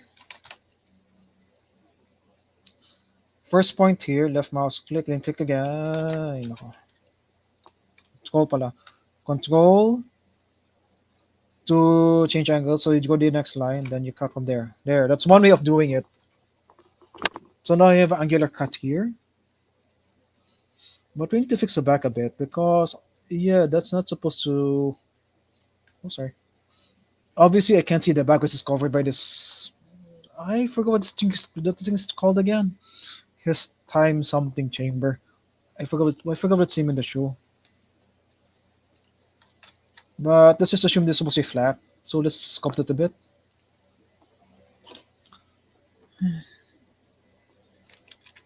Yeah, let's sculpt it a bit. Make it a bit more looks better because right now it kind of looks weird with the buttocks showing. Oops.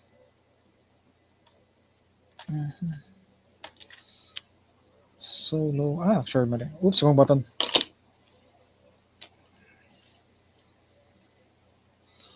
Solo.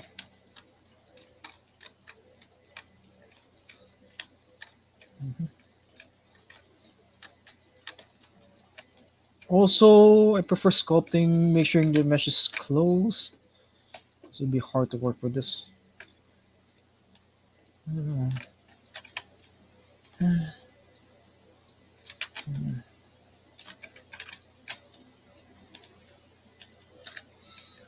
Let's put this at the same time. I know, let's fix this a bit. That's nice for you to see. Let's switch back. Let's inflate it a bit.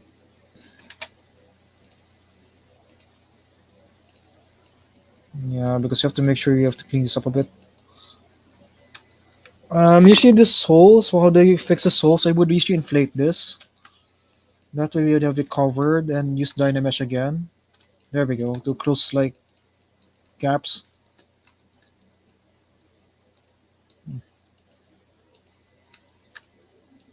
Yeah, you have to make sure there's a bit of thickness. Because if there isn't, you end up with this really ugly holes, basically.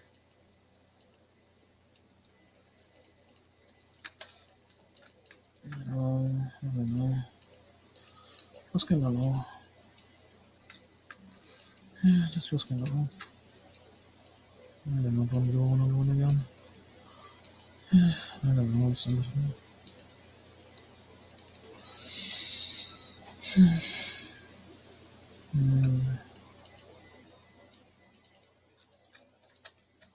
Okay. And then we sculpt it.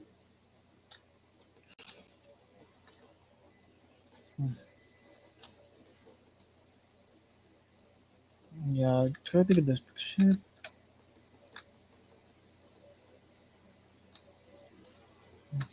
Let's go W. This is. We'll just fix this. Yeah, probably down the line you will find this a lot better. But for now, again, what I keep saying, just basic shapes, get the forms of everything first. Don't think about the finer details. You start to get that. Just try to get the base shape of what you're trying to create first. Okay. Like the body.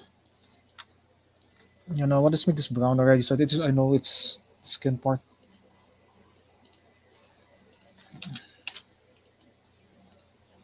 And I'll just make this brown already so that you won't get confused which is the body, which is the clothing. So masking clear, then let's make it skin color already. So it's brown. Yeah, let's just use this for now. Yeah, so this I know where which is which. Yeah, that we won't get confused. Okay. Then that's the general idea. Just keep sculpting the base forms.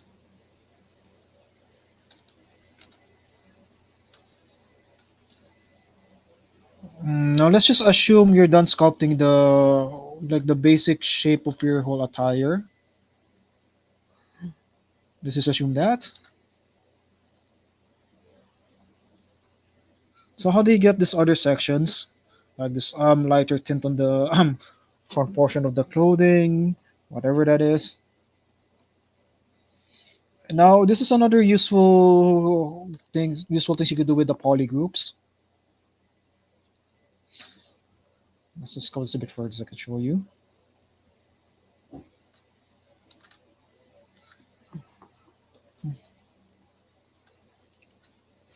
Let's say I want this lighter tan part.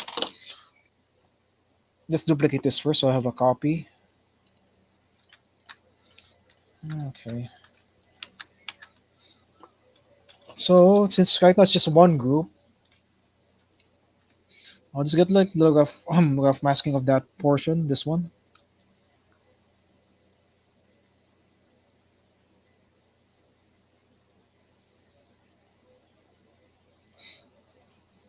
Let's just do everything. Shift F so that you can see it. It's not easy to view. Okay, let's scroll down. I won't do it exact because we don't have time. Just a general idea.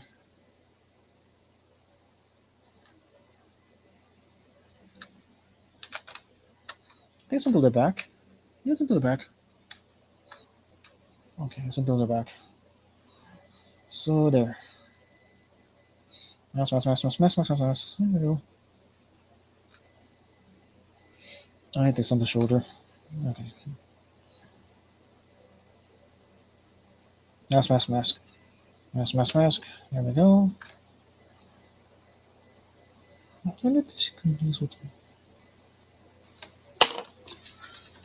Okay, there we go. We didn't get exact, but I hope you just got the general idea.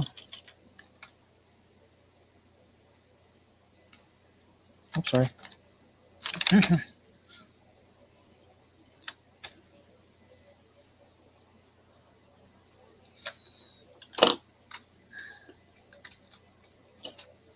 Yan, mga ganyan pa siguro. There we go. I think we should go here siguro. You know what I will do? So let's sharpen the mask a bit. A few ways to sharpen your mask. You go here under masking and sharpen mask. Yeah, para sharp. That way you have more sharper lines. Also, when you're masking, you have to make sure depends on your poly count because if you have a lower density, it's not gonna mask as sharp compared to a higher density mesh. Anyways, oops. So natin compare. Sharpen mask. Okay, then hit Control W again, like I showed you earlier. So you can polygroup that. So now it should be two polygroups. There we go. So I showed you earlier we can extract. But another thing we can do with the polygroups is, let's say you already grouped it up to your different parts. You just add the sleeve. I'll show you now how to get this like edge corner, this gray part. But one thing we can do, let's say after you group this up, to get like trimmings like this, like the edges, one option is you go under Jigger Measure, which is this one. So what Jigger Measure does, it either lowers the poly count of your mesh or makes it higher. In this case, we want to go lower so that I can select just the edges on this one. So I can add the trim. So what I would do is Ziegler measure, wait for it to calculate a bit. Oh, it's too high. I want to do the entire thing. So this gray thing. That's what I'm doing basic. Let's cut it first. Okay, let's escape first. It's taking too long. Okay, it's pala. So target poly count. This depends on how many poly count you want. Since we want a lower poly count, so that we can easier manipulate it. Yeah, we set it to like maybe one for now.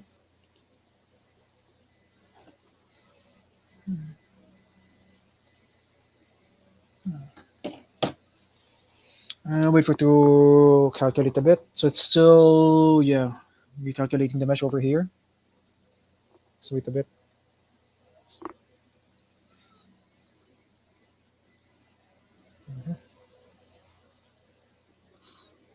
There we go. Oh, I forgot to keep groups. Sorry. Oops, forgot to keep groups.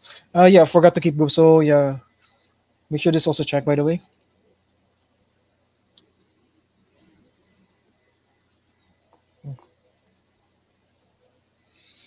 So that way, so the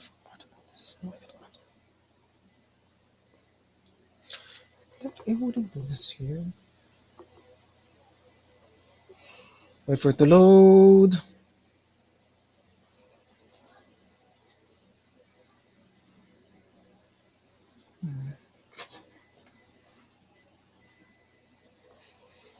Yeah, let's do a sizable amount. Let's solo this first so they don't have this part. So I just want the edging. Let's delete this one. So go to Z modeler here. Oh, sorry. Let's delete this poly group. I mean this loop. Oh, no, not this one. No, let's mask it first. Let's make a poly group first.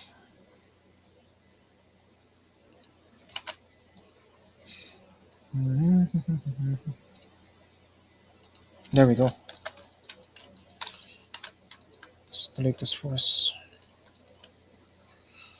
So click on the edge, insert poly loop. Since we just want this front part, then delete poly group all.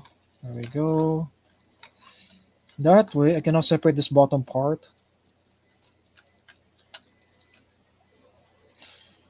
Then we go to split, split, split, split, split again.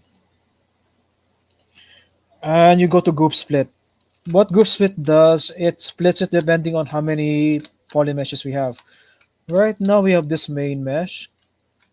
And since I cut the part of the bottom what connects it, so this bottom should be a separate group now. We go group split. And there we go. Where are you? Oh, not that one. Wait.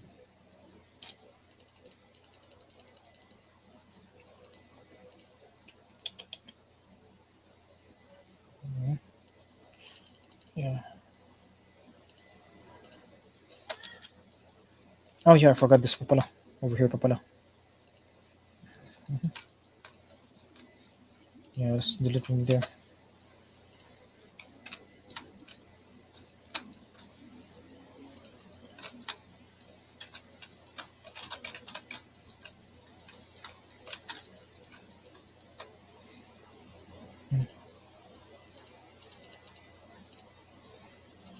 Pala.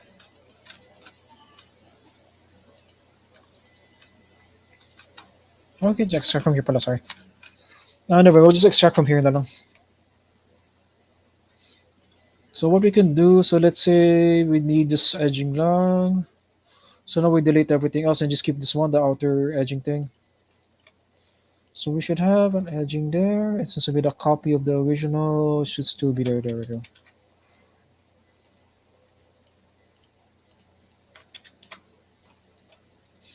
Of course, I'll go find this further, but now I have the edging. So from here, Z modeler again. Then we go extrude. Oh.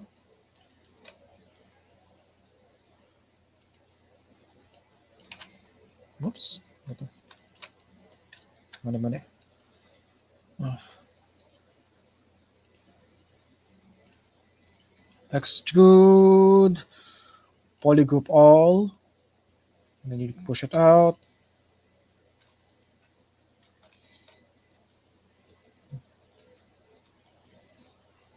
Then let's make this one gray so that you can see it. That's one way. So there you have that outer ring thing. Of course, you still need to resculpt the inner part a bit. Clean this up a bit. Oh, sorry.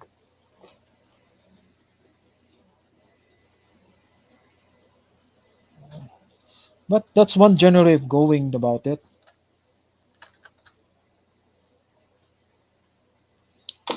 That's one way. Or if you're used to Maya, if you have knowledge in like Maya and other software, other option is balik tayo dito. Let's go back here. Other option is say you using a mesh it now, you have like the rough shape that you wanna play around with. What we can do also is we can bring this to Maya instead. So let's export this in Maya. Another option, we go there, polygroup. For me, I would actually export this in Maya. I would export this Maya instead, and we do my edits there. So if you're like used to Maya, we could do something like this instead, or 3D Max or any other software. So I just want this part. Make sure under preferences, export. This one's turned off. Oh, sorry. Merge and group is turned off. Export. Let's just bring it to Maya so we can make quicker, easier edits there. I'll just do a quick edit. Okay. Let's make a new folder so the things are more easy to find. Maya. Let's call this trimmings. Let's just call this trimmings guide. Upper guide. So make things a lot easier to find. Yeah, right now this looks ugly, but like I said, so you can do this with whatever 3D software you use to. For my case, I use Maya often, so I'm gonna use Maya. But you can do this with 3D Max, Blender, whichever 3D software you use to. But the general idea is still the same.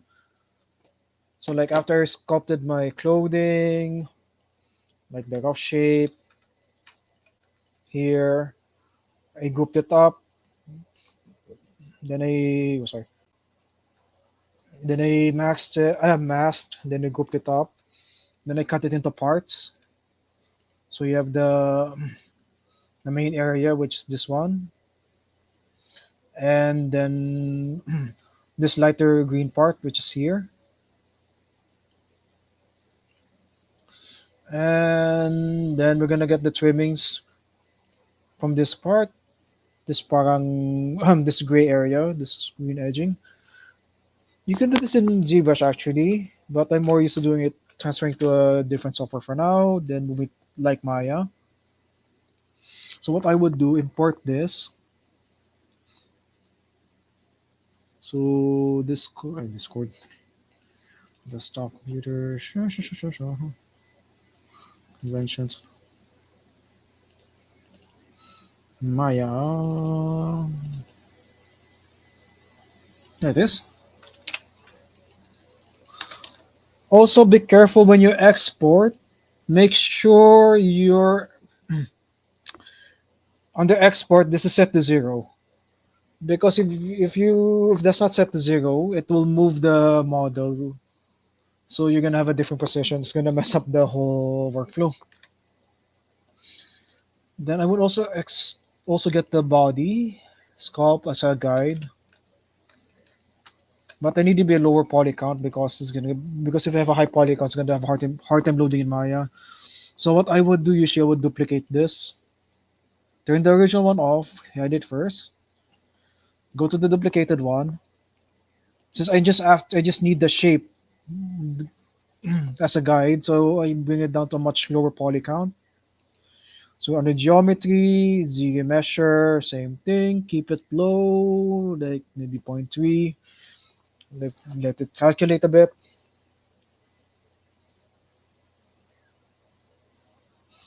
Okay, wait for it to load. So it's still calculating over here. Mm-hmm. Nothing else. Let's go a bit higher.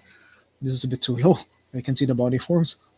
Maybe zero point 0.6. Let's go for zero point 0.8. Might maybe work. No, let's go for 0.8. Oh, for the belt. Just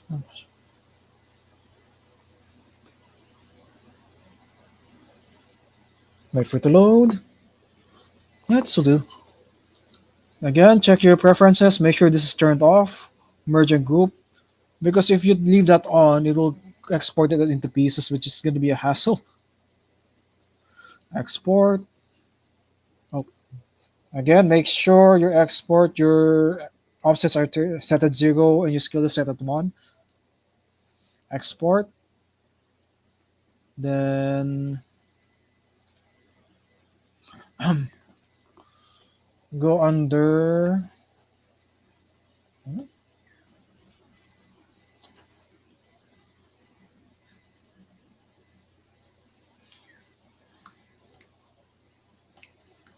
Okay. So let's just see if let's just call this a body guide. So what is a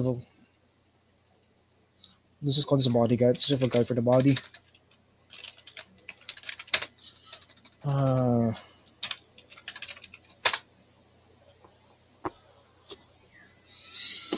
okay. Let's go back to Maya. Import it. Body guide. There we go. Let's make a new layer so don't accidentally move it around. There, render. Now what I would do, yeah, since I don't need the bottom part, I could just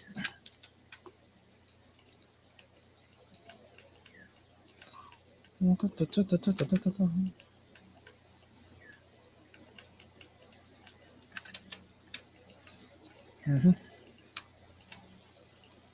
Let's turn this off.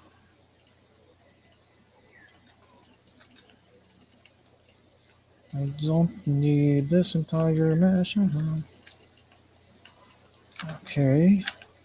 First things first, saan ba siya connected?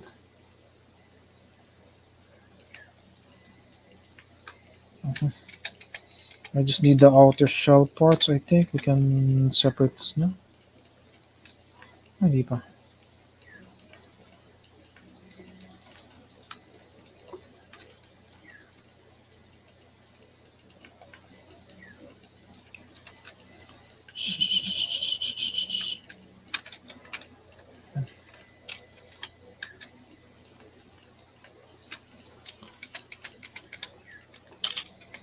Mhm. Just need this portion. I don't need the entire thing. border edges. I can go.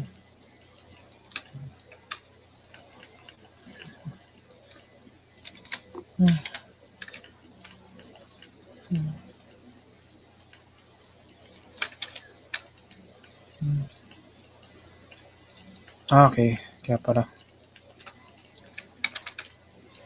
Hindi ka from here na lang.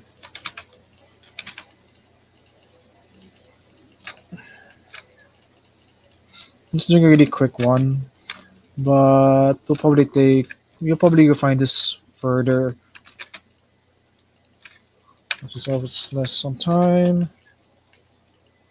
I just need that one.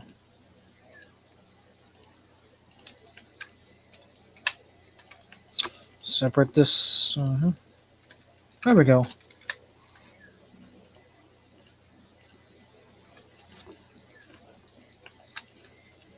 So I'll clean this up a bit. I'm just doing a really quick one, but yeah.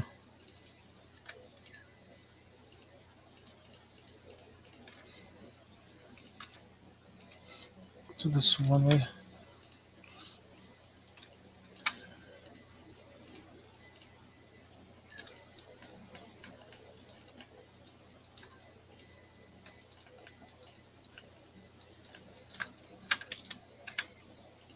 Not this one way doing it. I know just do the font part I can show you.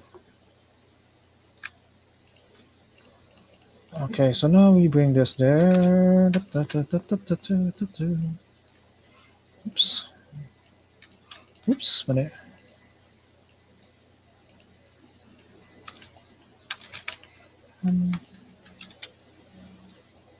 It's also useful for doing things. So let's just assume you did the cleanup in a different software like Maya, whatever software you're using.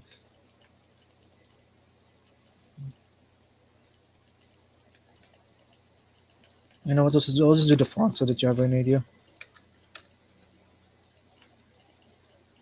So now we bring this back into ZBrush, export it again. Let's call this.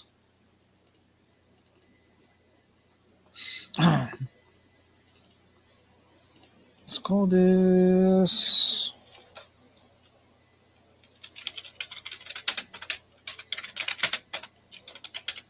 Of course, the final one. Of course, the actual sculpt we need to go find it further. Okay, back here. Let's go back to the sculpt. Turn this off. Okay, we don't need this anymore. Delete that. Turn this on again. Let's turn this off first so that we can see this.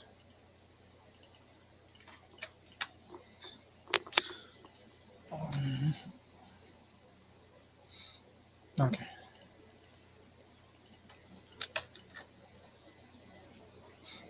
So what we can do, let's append this. Append, just add in a new shape. This we're gonna import that thing we added.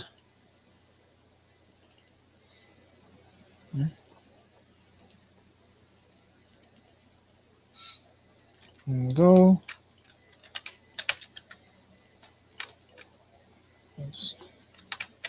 Let's mirror this. But first, let's bring it to the other side. Geometry, there we go. World. This one is ZG modeler. Poly group, edge loop, there we go. So now it's a separate poly loop. I mean, we cannot delete this, or you can keep it, depends on you. But for now, the purpose of this is delete it, since we just want the edge. Then back to extrude.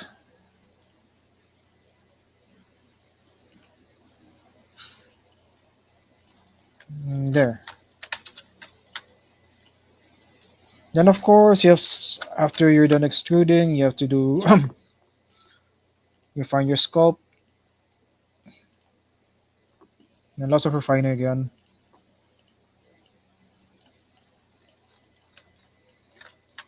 something like that. But hope you get the general idea. When you find your sculpt again, that's one way of doing those edges.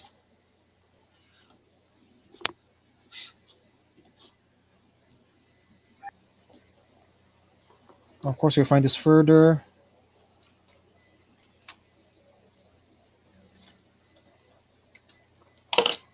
So that's one way of going about it. Let's go back to our graph. Where's my graph? Oh, my graph, no.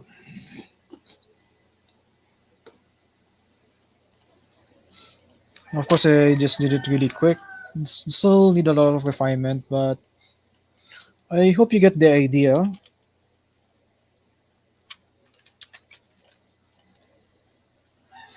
And I just use the move tool to move things around. I mean, move brush to move things around. Of course, I didn't copy the exact shape exactly, but yeah, that's one generally how I want to go about the small details of clothing like that.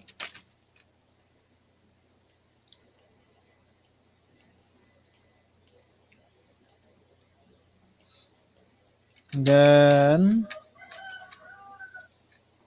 now, if we want it smooth, you go here. What you can do is under ZD modeler again.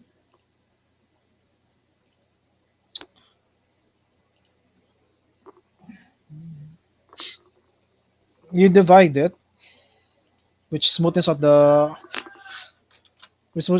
mesh. But as you can see here, we want it kind of sharp at the edges.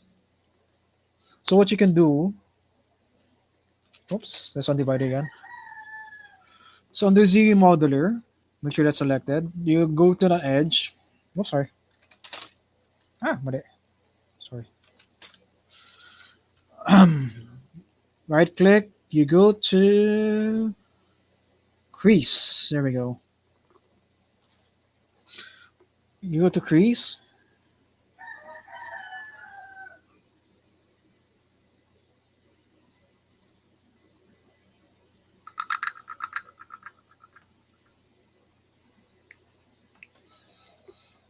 We go to crease. Edge loop complete. So what crease does, basically, it keeps those edges you selected sharp. That way, when we hit divide again, since divide smoothens out the mesh and adds poly count, which I'll explain next time. This could be very important also later on when you're sculpting the divide option. Anyways, so when I hit divide, there, as you can see, it keeps those edges which I selected sharp. That way you can get those really sharp corners, like you see here. Let's also make the bottom part sharp also. That way keep that. Now there's a bit of square edging here, but yeah, I forgot to add that in, but no, just do that next time. Anyway, so divide. So now, as you can see, whoop, the edges are kept sharp. There you go. So that's one of the useful ways you can use poly groups, edge loop. Another neat trick with poly groups, another useful thing you can do with it. Let's say you have cloth stitching. Let's say you want to add stitching here across. Example, it's not here in the art, but let's say there's some sort of stitching here. Another useful way to do that is through poly groups. Let's just take the shirt again. We go to slice. Make a slice, slice, slice, slice, slice. There we go. Again, since we just want to group them up, slice, slice. Okay, there we go. Then we can delete this one. Z modeler. Oops. Sorry. Z modeler, delete, polygroup all, so that whatever polygroup I select, I should delete that. Just make a copy of this first in case I want to make changes again. There we go.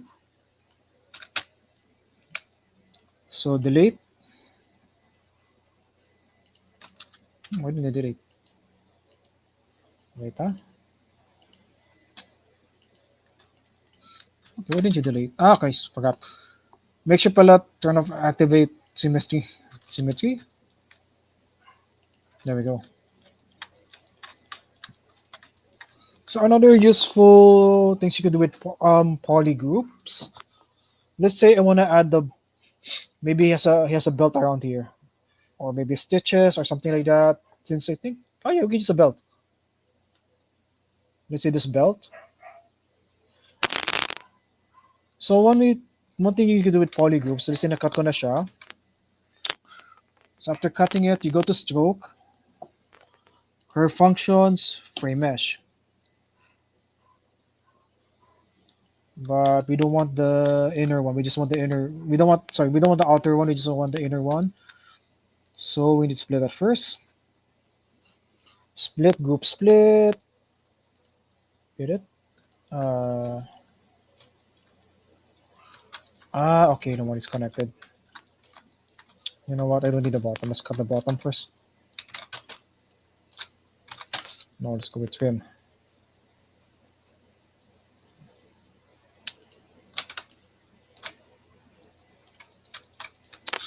Okay. So let's go with trim again here. Okay. We just need that corner. Let's go to Z modeler. Let's delete all these blue parts. Make sure masking is off first again. Okay. Okay. Okay, I don't want that shape. Okay. Okay, now we split, group split. This is connected. Yeah. Ah.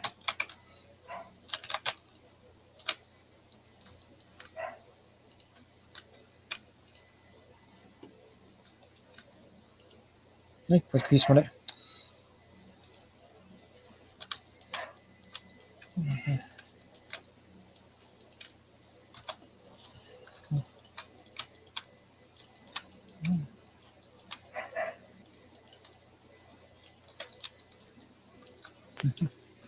You know what? Now I'll just fix it next time anyways. What is split though?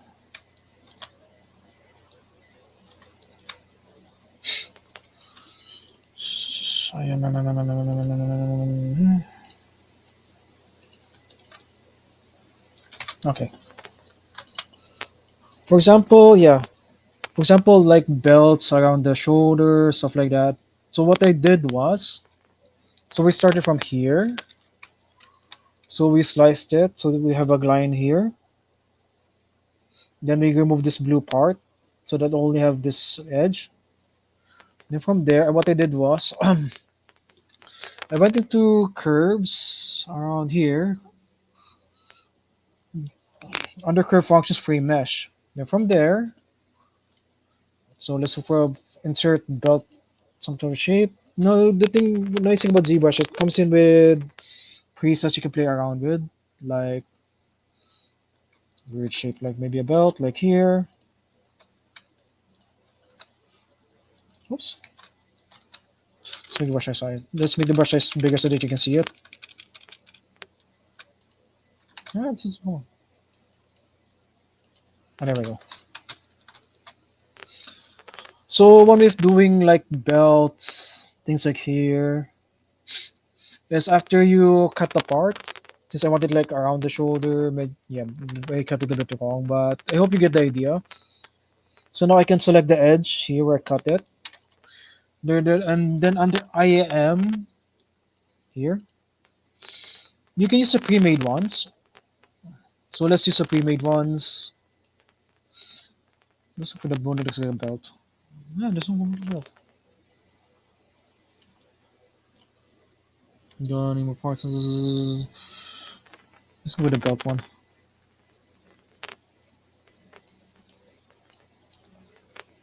I think it's one looking belt. Too big. Let's make it smaller. Your brush size will affect how big the insert mesh will be. So if you can see, if I make my brushes really big, if I click on the line, yeah, it comes out really big. So we need smaller.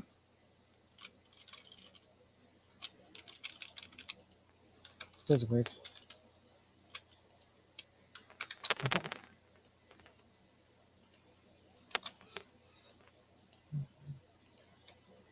Still too big, I think.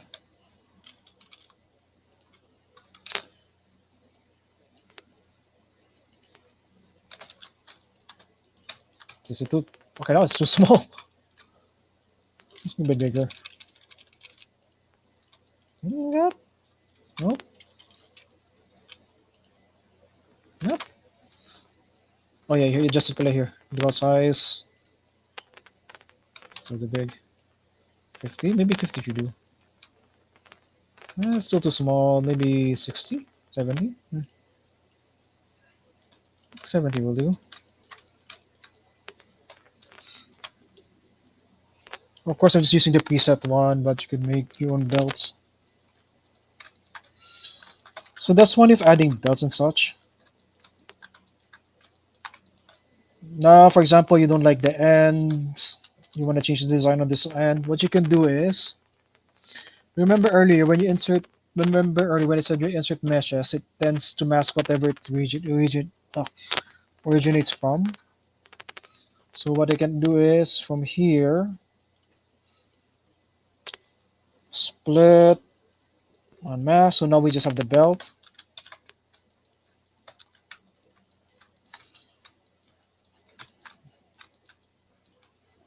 I can like split group, split, is it? No. Oh wait, they didn't group it. Let's start it again. Huh. Insert mesh. You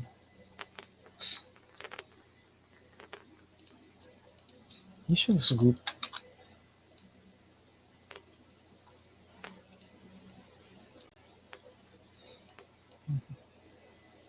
Two wires not.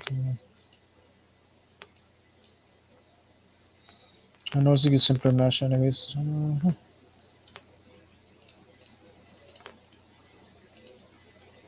I can spine up. Let's just go with this.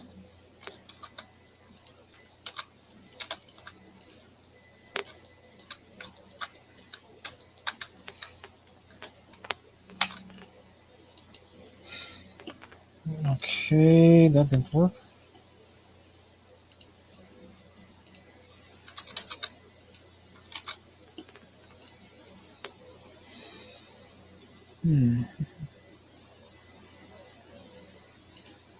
Metal.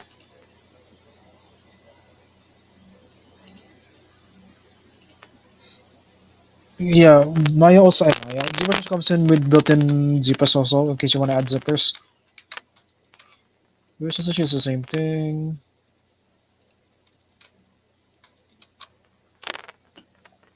Anyways, belt.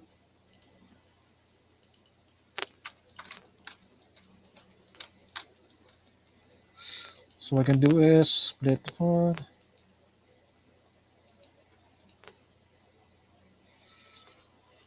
Okay, set our mask. Okay, we'll go to the belt. Split the parts. There we go.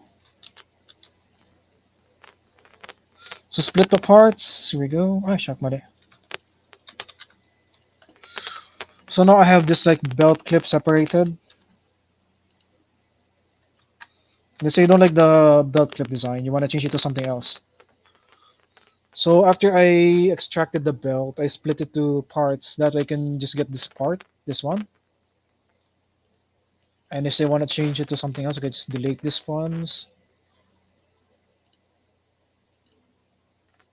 So this is just like a general idea.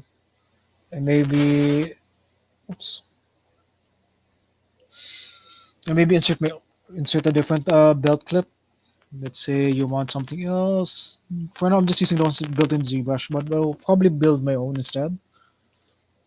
And just drag and drop.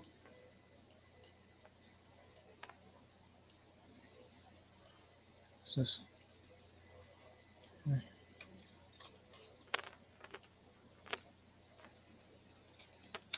there's a few neat ways you can use. There's a few ways you can play around with the.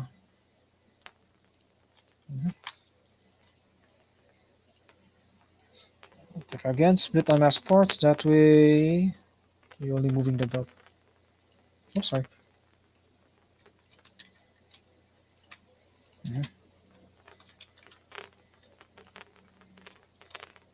Obviously, this still needs a lot of refinement, but you hope you get the idea.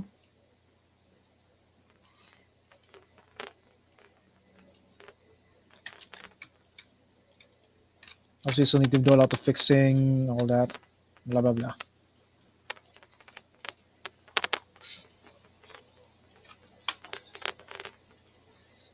Turn everything on again so you can see. Yeah, I got the both sides wrong, but I hope you get the idea. There's a cube there. Let's delete it first.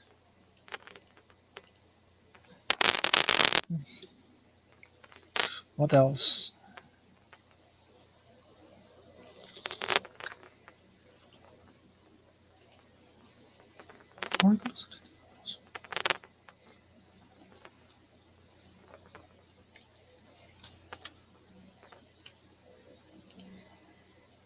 Okay, what else can we do?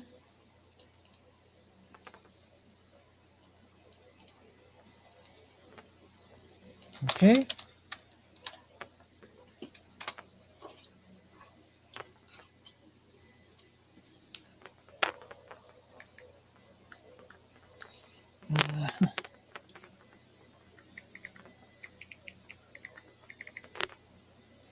Okay.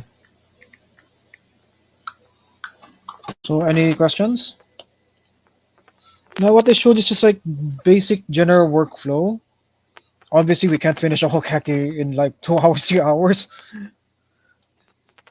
So, but that's a general idea of a few ways to go about it. So, to recap, let's go to the older file earlier. So, to recap, how we built this was this the usual method I do is usually like I showed earlier. I start with like a square, I mean a rectangle. I stretch it out. I start building the skeleton first. Then from the skeleton, I start adding the spheres, which I try to imagine as muscle groups. Then after I'm done laying it out, I mean it doesn't have to be super exact yet. As long as you get the general shape of what you're trying to sculpt, then I start sculpting it into finer detail. Rinse and repeat until you get something like this. Then obviously this is still pretty rough. Obviously this is still very rough. There's still a lot of anatomy I need to sculpt in. But that's how I generally got to this point. Then from there, as I showed, there are a few ways to go about sculpting the clothing. One way I showed used to be you start grouping this up into parts. For example, this recap.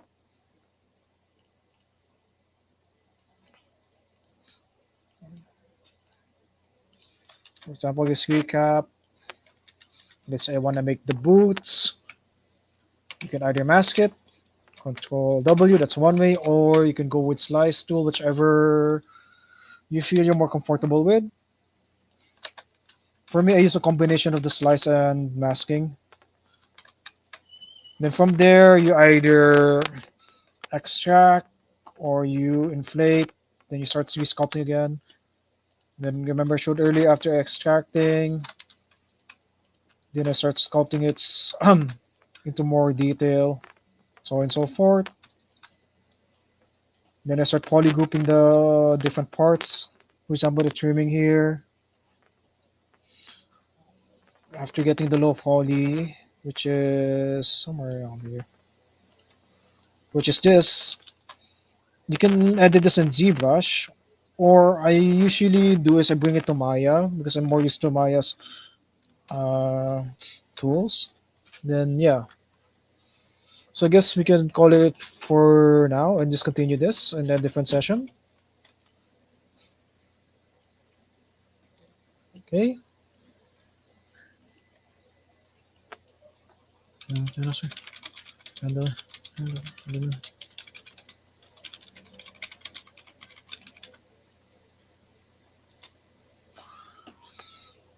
Then from there,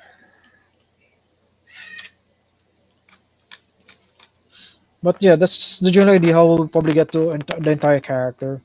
Just keep rinse and repeat to get the general shape of the entire character. Let's save this first.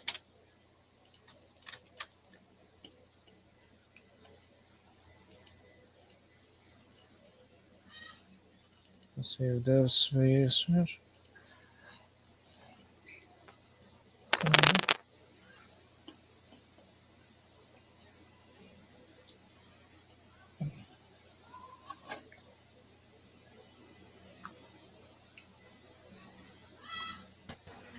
Okay po. Thank you so much, Sir Aiken, for that insightful and hands-on session. I'm sure everyone here picked up a lot of essential techniques from navigating the interface all the way to building solid sculpting foundations. Now we've wrapped up the main demo for today. We'd like to open the floor for your questions. Whether it's about brushes, workflow tips, or how to troubleshoot common issues, this is your chance to ask Sir Aiken directly. Okay, comment down lang po kayo guys. We have a question here from Sir David. Are you using tablet or mouse? I'm using a tablet for display tablet for yeah sculpting.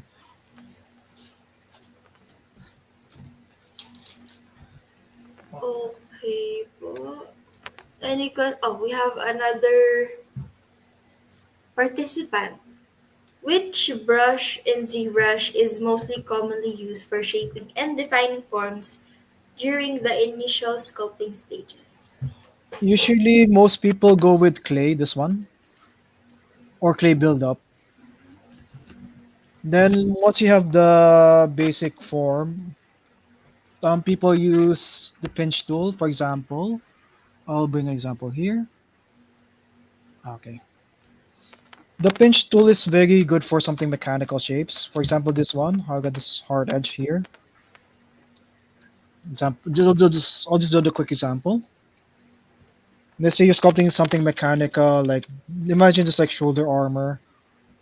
So let's say na sculpt mo na ito, yung golf shape.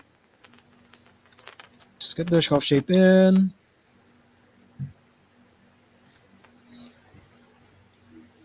Now I want this edges to be sharp. You can use a pinch tool over here. Pinch. Here, this one pinch. Let's go closer. Okay. Then here we go. Smooth.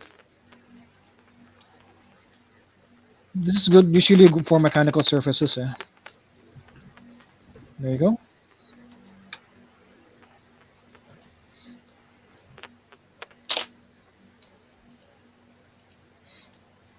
So that's one of the other brushes other people use.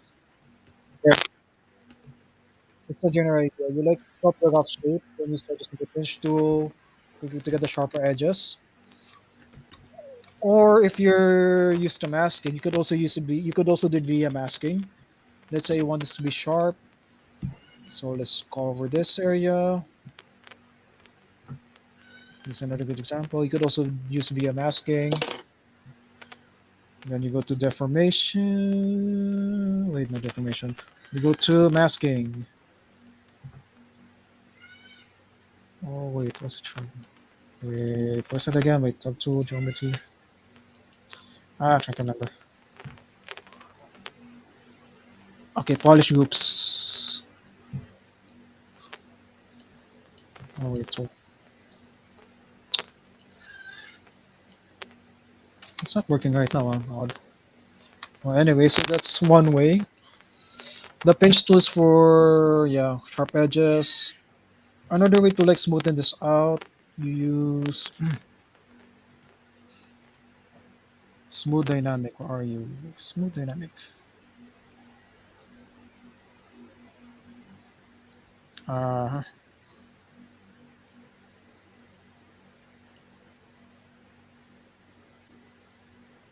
uh, anyways, and this is one way. Oh yeah, another useful brush you can play around with. Let's say you have an insignia on the chest or something. Let's go with this one. Let's say you have a logo or symbol or a design on the chest. Let's just go with the basic random shape. Nah, let's just make a cube.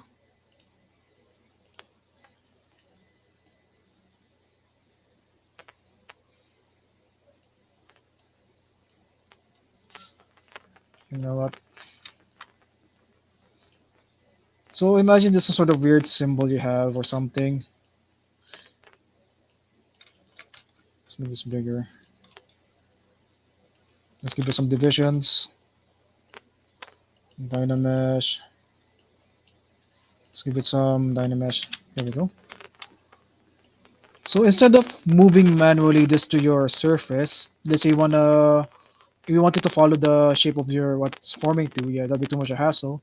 Another useful brush you can use is the transfer brush. So let's say this is sort of logo, something like the,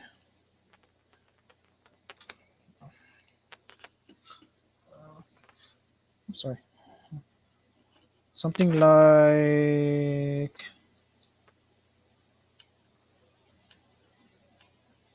Mhm. Like you maybe have a pattern you wanna put on your armor design, maybe Mhm. something like this. So instead of having to move your remove the object around, you can do is under, where is that ratio? Where are you? Where are you? Flatten, flatten, flatten. Where are you? Flat. It's flatten. Topology form. What are I'm trying to remember. It's ah. Hindi yet unload that. Where's the brush?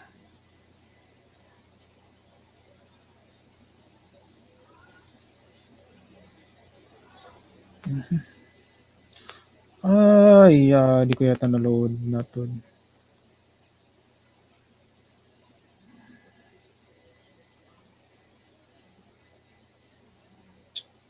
Where is that? Where are you? Why aren't you here? Oh no. Why aren't you loading now of all times?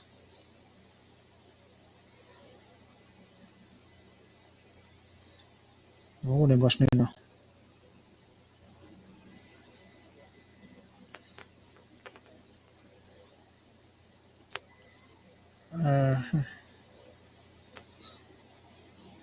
Of course, you can seem to find the brush right now. Where is that? It's gone.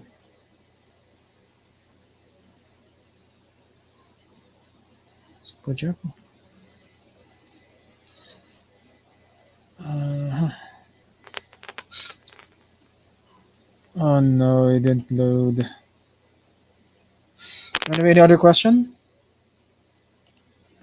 Okay, Ah, ito pala, Matchmaker found it. Ah, ito pala, sorry. Found the brush. It's Matchmaker pala. So, you can use a Matchmaker brush. So, what Matchmaker does, let's say you have a logo here, like you see in some armors and some characters, sometimes they have a weird design like this one. They say that's a 3D object. You can use the Matchmaker, this one, then just drag it out. That way, what happens is it follows the shape below it. So there. That's another way of adding detail to your clothing. Okay, next question.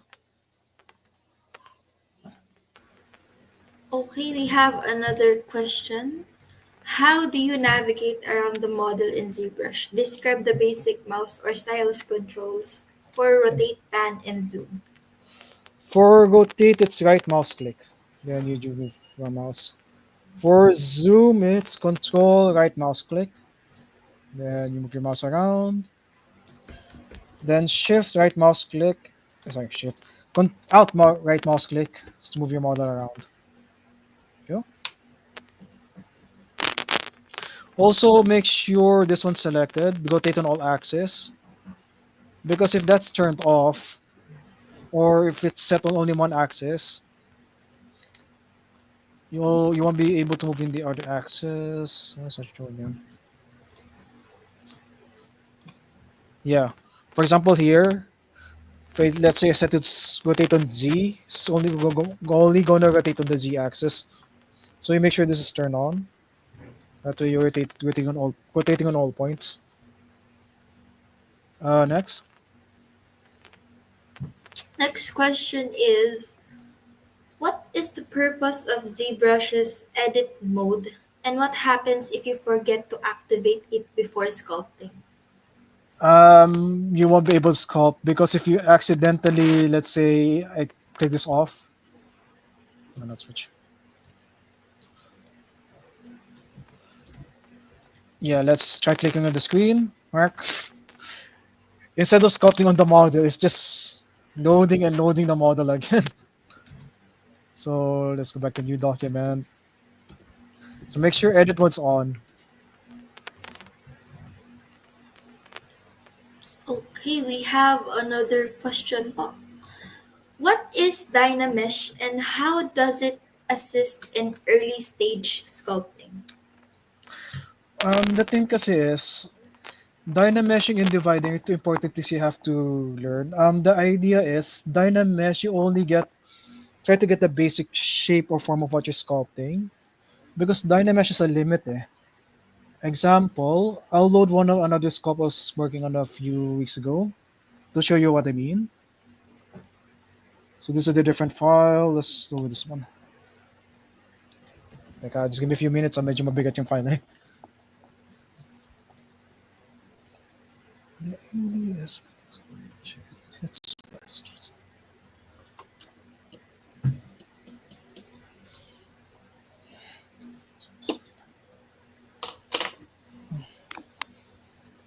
Give it a few minutes because the file's heavy.